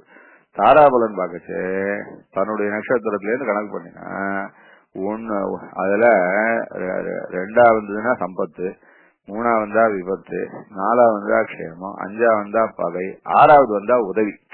இப்ப கணக்கு பண்ற புனர்வசு, புஷ்யம், ஆயிலியம், மகம், பூரம், உத்திரம். இன்னைக்கு உத்திரம்டா, இன்னைக்கே கிளம்பினா உதவி கிடைக்கட்டா அப்படின்றார். ஆமா, உதவி வரப்போறதோ இல்லையோ, யுத்தத்துல விபீஷண ஆழ்வான் வரப்போறார். அதனால யுத்தத்துக்கு உதவியா கிடைக்கும். அது சண்டைகளை வேற கருடன் பெரிய திருவடி நாகபாசத்துல இருந்து விமோச்சனம் எல்லாம் பண்ணி வைப்பார். இன்னும் பின்னாடி தேவதைகள் எல்லாம் சகாயம் பண்ண போறா, எல்லாம் இருக்கு. அதனால சொல்றார், இப்ப யுத்தத்துக்கு கிளம்பினா உதவி கிடைக்கின்றா நமக்கு. இதே அது நாளைக்கு அஸ்தத்துல கிளம்பினா எனக்கு 7வது நட்சத்திரம் வத தார. ஏற்கனவே போறதே சண்டைக்கு போறதே நட்சத்திரம் நமக்கு வத தாரையா இருந்ததுன்னா அது ரொம்ப கஷ்டம்டாரு. அது ஜெயிக்கிறதுக்கு போறதுக்கு நல்ல நட்சத்திரம் கிடைக்கிச்சு, அதனால இப்பவே கிளம்புடா அப்படின்னாரு அவர். உத்தர பல்குனி ஈஷத்த ஆக பெருமாள் தாராபலன் பார்த்துன்னு கிளம்புறார். அதான் எல்லாத்துக்கும் தாராபலன் தான் முக்கியம். எல்லாருக்கும் தெரியும், எந்த விஷயமா இருந்தாலும் அவ தாராபலனை பார்த்துட்டு தான் காரியத்தை ஆரம்பிப்பா. எந்த ஜோசியால போய் எப்ப கேட்டாலும் சரி முதல்ல தாராபலன் பார்த்துருவா. பெருமாள் தாராபலன் பார்த்துன்னு கிளம்புறார். அதான் அதாவது முக்கியமான விஷயம் அது. அதுக்காக சொன்னேன். அது மாத்திரம் இல்ல, தாராபலன் பார்த்துன்னு கிளம்பியாச்சு. கிளம்பினா நிச்சயமா ஜெயிப்போமா? தாராபலன் பார்த்துன்னா உதவி கிடைக்கிறது. சரி, யுத்தத்துக்கு போனா உதவி கிடைக்கும். நிச்சயமா ஜெயிக்குமா அப்படின்றதுக்கு அதுக்கு ஜோசியம் பாக்குறாரு. ராமன் ஜோசியம் பாக்குறாரு. எப்படி ஜோசியம் பாக்குறாருன்னா, அவர் என்ன கையில ஓலைச்சுவடியா வச்சுன்னு இருக்காரு. இல்லன்னா அவர் என்ன ஜோசியம் பாக்குறாரு தெரியுமோ இல்லையோ, ராத்திரி ஆயிடும். ராத்திரி வந்த உடனே ஆகாசத்தை பாக்குறாரு. ஆகாசத்தை பார்த்துட்டு லக்ஷ்மணன் கிட்ட சொல்றார், ஏய் பத்தியாடா, நம்ம பெரியவாள்ரா திரிசங்கு சவுத் போல், நார்த் போல சவுத் போல பாக்குறாரு. நார்த் போல முதல்ல பாக்குறாரு. நார்த் போல் கிட்ட ரிஷிகள், சப்தரிஷிகள் இருக்கா. சப்தரிஷிகள் நன்னா பிரகாசிக்கிறாளா? அவ நன்னா பிரகாசிச்சாலே நல்ல வாழ்க்கை க்ஷேமம். சப்தரிஷிகள் நன்னா பிரகாசிச்சாலே நல்ல வாழ்க்கை க்ஷேமம். அதனாலதான் சப்தரிஷிகள் நன்னா பிரகாசிக்கிட்டு கல்யாணம்லாம் வச்சுக்கிறதுன்னு சொல்லுவா. அது விசேஷம்னு சொல்லுவா. எல்லா சமயத்திலயும் கல்யாணம் வச்சுக்கலாம். இருந்தாலும் சப்தரிஷிகள் பிரகாசிக்கிறாடா. அது மாத்திரம் இல்லடா, சப்தரிஷி மாத்திரம் பிரகாசிக்கலடா, தெந்துருவத்துல பாரு, தெந்துருவமும் நன்னா பிரகாசிக்கிறதுடா. இந்த காலத்துல தெந்துருவத்துல திரிசங்குன்னு இருக்கார். இவ வம்சத்துல மூதாதையர் இல்ல, அவர் தான் தெந்துருவத்துல பக்கத்துல அந்த சவுத் போல் கிட்ட இருக்கிற ஸ்டார் திரிசங்கு தான். அவர் சொல்ற, திரிசங்கர் விமலோபாதி ராஜரிஷி சபுரோஹிதா பிதாமகா புரோஸ்மாகம் இக்ஷ்வாகூணாம் மகாத்மனாம். அப்படி சரி, நம்ம வம்சத்திலே பெரிய மகாத்மாவா இருந்தாரு திரிசங்கு. அவர் சவுத் போல என்ன சூப்பரா பிரகாசிக்கிறார் பத்தியா. அதனால நம்ம வம்சத்துக்கு க்ஷேமம் தான்டா. அத மாத்திரம் இன்னொன்னு சொல்றேன் கேளு. நம்ம வம்சத்துக்கு பொதுவான நட்சத்திரம் விசாகம், அது ரெட்ட நட்சத்திரம். அது 2 நட்சத்திரமும் சூப்பரா பிரகாசிக்கிறதுடா. நம்ம வம்சத்துக்கே இனிமே க்ஷேமம் வரப்போறதுன்றது காட்டுது. அது மாத்திரம் இல்ல, ராட்சத குலத்துக்கு நட்சத்திரம் மூல நட்சத்திரம். அது பார்த்தானா எப்படி இருக்குன்னா, மூலவதா ஸ்பிருஷ்டா திருஷ்யதே தூமகேதுனா. அது பாரு, ஒரே புகை மண்டி கிடக்குறது பாரு. அதுல மூல நட்சத்திரத்துல புகை மண்டி கிடக்குறது, விசாக நட்சத்திரம் பிரகாசிக்கிறது, திரிசங்கு வேற பிரகாசிக்கிறார், சப்தரிஷிகள் வேற நல்லா ஜொலிக்கிறா. நிச்சயமா நமக்கு தாண்டா விக்டரி. கிளம்பலாம், போலாம், வாடா ரக்ஷணா அப்படின்ற பெருமாள் பத்தோல்யோ. ராமன் இவ்வளவு சூரன், ராஜாதிராஜன், திரிலோகநாதன், ஜெகதீஸ்வரன், ஜெகத்காரண வஸ்து. அவர் ராமாயணத்துல வந்தாருன்னா ஜோசியம் பார்த்து உட்கார்ந்துட்டு இருக்காரு. அதனால எதுக்கு சொல்றேன், அதனால இந்த சாஸ்திரங்கள் எல்லாத்தையும் நம்ம பெரியவாள் பாரத தேசத்திலே ஏற்படுத்தி வச்சிருக்கிறதான இப்ப ஏற்பட்டதான உத்தமமான சாஸ்திரங்கள் இருக்கு. அது ஒண்ணும் சாமானியம் கிடையாது. அது மாத்திரம் இல்ல, இன்னொன்னு சொல்ற, சீதாதேவி சொல்றா, நேரம் ஆயிடுச்சு, நான் இருந்தாலும் இந்த சப்ஜெக்டை இதோட முடிச்சுடலான்றதுனால இதையும் சொல்லிடுறேன். ஏன்னா ராமாயணத்தில் எதெல்லாம் மூட நம்பிக்கைகள்னு லோகத்துல பேசிட்டு இருக்காளோ அதெல்லாம் எவ்வளவு சத்தியமா அவளுக்கு பலிச்சிருக்குன்றது. என்ன பண்ணா, இந்திரஜித்து ஏகமா அசரத்தை போட்டு ராமன் லக்ஷ்மணன் எல்லாம் செத்து போயிட்டா மாதிரி அவ்வளவு தூரம் மூச்சு அடிச்சு விழுந்துட்டா. பாவம், ஒன்றும் பண்ண முடியாது. உடனே இந்த ராவணன் என்ன பண்ணா, ஒரு புஷ்ப விமானத்துல சீத்தை ஏற்றி ஆயிடுச்சுன்னு காட்டுவான். என்ன பெரிய ராமன் வீராது வீரன், அப்படி இப்படின்னு சொன்னீங்க, செத்து விடாம பத்தியா அப்படின்னு சொல்லி அவ ராட்சசிகளோட அனுப்புறான். சீதை ஆகாசத்துல பார்த்தா பெருமாள் நிஜமாவே போயிட்டார் போல இருக்கு, பிராணனே இருக்கானே தெரியல, போயிட்டார் போல இருக்கு, ஒரே ரத்த வெள்ளமா இருக்கு. ராமன் லக்ஷ்மணன் எல்லாரும் உடனே ஒன்னு அழ ஆரம்பிச்சுட்டா. என்ன இப்படி சொல்ற, என்ன இப்படி ஆயிடுத்து, எனக்கு அப்படி சொல்லிருக்காளே, எனக்கு என்ன சொல்லிருக்கா அப்படின்னா, புத்திரினியா விதவேதித, என்னுடையதான அழகும் என்னுடையதான சாமுதிரிகா லட்சணத்தையும் என் உடம்ப பார்த்தே எனக்கு ஜோசியம் சொல்லிருக்காளே. என்னென்னலாம் ஜோசியம் சொல்லிருக்கா அப்படின்னா, இவளுக்கு குழந்தை பிறக்கும்னு சொன்னாலே, இவளுக்கு ராஜாதி ஆயிருப்பா, பட்டாபிஷேகம் பண்ணிக்கிற ராஜாத்தி ஆயிருப்பா, சக்கரவர்த்திக்கு ஆண்டியாளா இருந்து பட்டாபிஷேகம் பண்ணிப்பான்னு சொன்னாலே, எனக்கு பட்டாபிஷேகமே நடக்கலையே. எனக்கு குழந்தை பிறக்கும்னு சொன்னாலே, எனக்கு குழந்தையே பிறக்கலையே. நான் சுமங்கலியாத்தான் பிராணன் விடுவேன்னு சொல்லிருக்காளே, என்ன இப்படி எனக்கு ஒண்ணுமே இல்லையே. ஆதிராஜ்ய அபிஷிக்ஷந்தே நரேந்திரை பதிவிச, ராஜாக்கள் எல்லாரும் சூழ்ந்திருக்கிறதான பட்டாபிஷேக மண்டபத்திலே எனக்கு பட்டாபிஷேகம் நடக்கும்னு சொன்னாலே, வைதவியம் வராதுன்னு சொன்னாலே, எனக்கு கேசாக சூக்மா சமாநீலாக சம்பதே மமே, என்னுடையதான கேசங்களையும் என்னுடையதான புருவத்தையும் என்னுடையதான நெற்றியையும் உடல் வாகையும் எல்லாத்தையும் ஆராய்ச்சி பார்த்து அப்படி சொன்னாலே அது மாத்திரமில்ல என்னுடையதான கால் ரேகைகளை பார்த்து ரேகா சாஸ்திரம் வருது. இவ்வளவு தூரம் பார்த்தோமே, இதுக்கு ரேகா சாஸ்திரம் பார்க்கணுமோ இல்லையா? இல்லையா? அது ரொம்ப முக்கியமாச்சே. என்னுடையதான கால் ரேகைகளிலே பத்ம தாமரை இருக்குன்னு சொல்றாளே, அதனாலே நான் ரொம்ப மங்களமானவளா இருப்பான்னு சொன்னாலே எல்லாம் பொழுத்தே ஞானினா அமிர்தவாதினா ஞானினா அமிர்தவாதினா அவள்லாம் பொய் சொன்னாளா அப்படின்னு ஒன்னும் வேறா. அதுக்கு பக்கத்துல இருக்கிற திருஜேட்டா சொல்றா, அம்மா ஒன்னும் கவலைப்படாத, ராமனுக்கு பிராணம் எல்லாம் போல, ஏன்னா இந்த விமானம் இருக்கு, இது பார்த்து இது விதவைகளை ஏற்றிக்காதுமா, இது இந்த விமானம் விதவைகளை ஏற்றிக்காது, யாராவது இந்த விதவைகள் ஏறினாலும் கீழே தள்ளி விட்டுரும், அதனாலே நீ தெரிஞ்சுக்கலாம் ராமன் உயிரோட தான் இருக்காருன்னு, நீ ஒன்னும் பயப்பட வேண்டாம் அப்படின்னு சொல்றா. ஆக இந்த மாதிரியானது. இதை விட சூப்பரா ஒண்ணு சொல்றேன். ராவணன் என்ன பண்றான், கடைசி யுத்தத்துக்கு கிளம்புறான். ராவணன் கடைசி யுத்தத்துக்கு கிளம்பிச்சு அவன் மந்திரி சொல்றான், தலைவா நாள் பண்றத எதுவும் பண்ணாது, அதனால இப்ப எல்லாம் ஏற்கனவே போனவாள்லாம் சண்டைக்கு போனா செத்து போயிட்டா போனா போறது, ஆனா இருந்தாலும் ராட்சசாளுக்குன்னே நல்ல நாள் ஒண்ணு உண்டு யுத்தத்துக்கு கிளம்புறதுக்கு. அது இப்ப இன்னைக்குதான் வந்திருக்கு. அது என்னன்னா, இன்னைக்கு கிருஷ்ணபக்ஷ சதுர்தசி, அபியுத்தானம் துவம் அத்யைவ கிருஷ்ணபக்ஷ சதுர்தசி கிருத்வா நிர்யா அமாவாஸ்யாம் விஜயாய மலையிருதா. தலைவா, நாளைக்கு அமாவாசை, இன்னைக்கு சதுர்தசி. யுத்தத்துக்கு கிளம்பணும்னா என்ன பரஸ்தானம் வைக்கிறதுன்னு சொல்லுவா, கேள்விப்பட்டிருப்பேன். நல்ல நேரத்துல கிளம்ப முடியலன்னாலும் நல்ல நேரத்துல கொண்டு போய் பரஸ்தானம் வச்சுட்டு வந்துடுறது. சொல்றான் அபியுத்தானம் அத்யைவ கிருஷ்ணபக்ஷ சதுர்தசி. இன்னைக்கு கிருஷ்ணபக்ஷ சதுர்தசியா இருக்கு. நமக்கு இதெல்லாம் சரிப்பட்டு வராது. அவ ராட்சசாலா இருக்கிறதுனால அவளுக்கு, நமக்கு எதெல்லாம் ஆகாது அதெல்லாம் அவளுக்கு ஆகும். அதனால கிருஷ்ணபக்ஷ சதுர்தசியா இருக்கு. அதனால இன்னைக்கே பரஸ்தானம் வச்சு நாளைக்கு அமாவாசையில கிளம்பிடலாம். நம்ம காட்டாயே நமக்கு தான் ஜெயம் அப்படின்னா. அமாவாசைன்னா நமக்கு நிறைஞ்ச நாள், ராட்சசாளுக்கு நிறைஞ்ச நாள். அமாவாசைன்னா நமக்கு நிறைஞ்ச நாள். அதனால போகணுமான சண்டைக்கு போகணுமான்னு நாம தான் ஜெயிப்போம். அதனால அதே மாதிரியே செஞ்சு விடலாம் அப்படின்னா, ஆஹா சரியா செஞ்சு அப்படியே பண்ணி விடலான்றா ராவணன். பார்த்தா ராவணன் இப்படி 3 லோகத்தையும் அடக்கி வச்சு நட்சத்திரம் கிரகங்கள் எல்லாத்தையும் தன் வசத்துல வச்சிருந்து இந்திரனை கூட மிரட்டி வச்சிருந்து தேவலோகமே காலில் விழுந்து கிடக்குற அப்பேற்பட்டவன் பார்த்தா 4 நட்சத்திரத்தை நம்புறான் சுவாமி.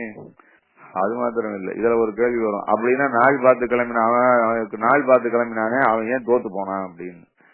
நாள் பார்க்கலாம், நட்சத்திரம் பார்க்கலாம், எல்லாம் உண்டு. ஆனா என்ன இருந்தாலும் அதோட கூட நமக்கு தர்மம் துணை நிக்கணும். அதை காட்டுறாரு வால்மீகி. வெறுமே நாளை பார்த்துட்டேன், நட்சத்திரத்தை பார்த்துட்டேன், சகுனத்தை பார்த்துட்டேன், ஜோசியத்தை பார்த்துட்டேன் அப்படின்னு அதுக்கு மாத்திரம் முக்கியத்துவம் கொடுத்துட்டு மீதி எல்லாத்தையும் ஜெயிச்சுடலாம், எவ்வளவு அநியாயமா இருந்தாலும் ஜெயிச்சுடலாம் நினைக்காதீங்க. எல்லாத்துக்கும் துணை தர்மம் தான் துணை.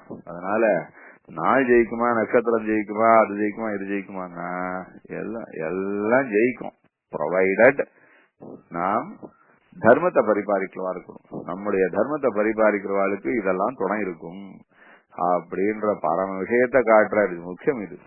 அதனால சுவாமி ஜோசியத்துல பிரமாதமா இருக்கு சுவாமி, எனக்கு கூட தான் கிரகம் 3 கிரகம் உச்சத்துல இருக்கு அப்படின்னுவா. அது 3 உச்சத்துல இருந்தா ஒண்ணும் இல்லையா சுவாமி அப்படின்னா, அது உச்சத்துல இருக்கட்டும், எல்லாம் இருக்கட்டும், ஆனா இருந்தாலும் நாம் தர்மத்தை பரிபாலிக்கிறவா இருக்க பட்சத்துல தர்மம் துணை நின்றதுன்னா எல்லா ஜாதகமா இருக்கட்டும், சகுனமா இருக்கட்டும், சொப்பனமா இருக்கட்டும், எதுவா இருந்தாலும் துணை இருக்கும். தர்மம் துணை இல்லைன்னா எவ்வளவும் துணை இருக்காது. அதை காட்டுறதுக்காக வால்மீகி பகவான் ஒரு போர்டு போட்டாரு. ராவணன் கூட நல்லா நாள் பார்த்துதான் பெருமாளும் நாள் பார்த்துதான் கிளம்பினார். பங்குனியில உத்தரா பல்குனி உத்தர நட்சத்திரத்துல கிளம்பினார். இவனும் அதே போலதான் நாள் பார்த்துதான் கிளம்புறான்.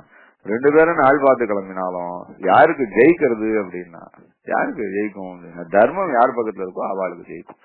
2 பேருக்கும் ஒரு பாயிண்ட், அவனும் நாள் பார்த்து கிளம்பினா இவனும் நாள் பார்த்து, 2 பேரும் நாள் பார்த்து கிளம்பினான்றது பாயிண்ட் ரைட். ஆனா அடுத்த பாயிண்ட் வரைச்சு தர்மம் ராமன் பக்கத்துல இருந்ததுனாலே ஜெயிச்சுட்டார், அவன் அதர்மம் அவன் பக்கத்துல இருந்ததுனாலே தோத்துட்டான். அதனால ராமனுக்கு 2 பாயிண்ட், அவனுக்கு 1 பாயிண்ட் மைனஸ். அதனால ராவணன் தோத்துட்டான் என்பதாக சொல்ற விஷயம். கடைசியில என்ன சாய்க்கிறாருன்னா, எல்லாம் நன்னா இருக்கட்டும், ஜாதகம் நன்னா இருக்கட்டும், சொப்பனம் நன்னா இருக்கட்டும், சகுனம் நன்னா இருக்கட்டும், ரேகம் நன்னா இருக்கட்டும், எல்லாம் எது நன்னா இருந்தாலும் சரி அதோட கூட பகவத் அனுகிரகத்துக்கு எது ஹேத்துன்னா நம்முடைய தர்மம் தான். ஏன்னா சனாதன தர்ம ரூபியா இருக்கிறவன் சாட்சாத் பகவான் தான். அதனாலே பகவான் நமக்கு துணை இருப்பது இத்தனையோடும் சேர்ந்து நாம் அனுஷ்டிக்கிற தர்மத்தினாலே. அதனால தர்மிஷ்டாலா இருந்தா ஒன்னும் குறை கிடையாது என்றதை காட்டுறதுக்காக இந்த மாதிரியாக ராமாயணத்துல நல்ல விஷயங்கள்லாம் நிறைய சொல்லியிருக்கார். இதே பல விஷயங்கள் இருக்கு. ராமாயணம்ன்றது இப்ப இந்த மாதிரி ஆங்கிள் பார்த்தான்னா இப்படி ஒரு விஷயங்கள்லாம் அவர் தொகுத்து, ஆனா எந்த இடத்துலயும் இத நீங்க நம்புங்க இது ரொம்ப வசந்த சாஸ்திரம் அப்படின்னு சொல்ல மாட்டார். அவ இப்படி இருந்தா அவ அதை ஃபாலோ பண்ணா அவளுக்கு ஜெயிச்சது, அவளுக்கு அது நல்லா இருந்தது அப்படின்னு சொல்லாம சொன்ன விஷயம் என்னன்னா எல்லா விஷயங்கள் எல்லா வைதிக தர்மத்திலே பெரியவாள் கையாண்டதான அத்தனையும் நல்லதுதான். அது ரேகா சாஸ்திரமா இருந்தாலும், ஹோரா சாஸ்திரமா இருந்தாலும், ஜாதகமா இருந்தாலும், சகுன சாஸ்திரமா இருந்தாலும், எந்த சாஸ்திரமா சாமுத்திரிகா சாஸ்திரமா இருந்தாலும் எல்லா சாஸ்திரமும் நல்ல விஷயம்தான் சொல்றது, சரியாத்தான் சொல்றது.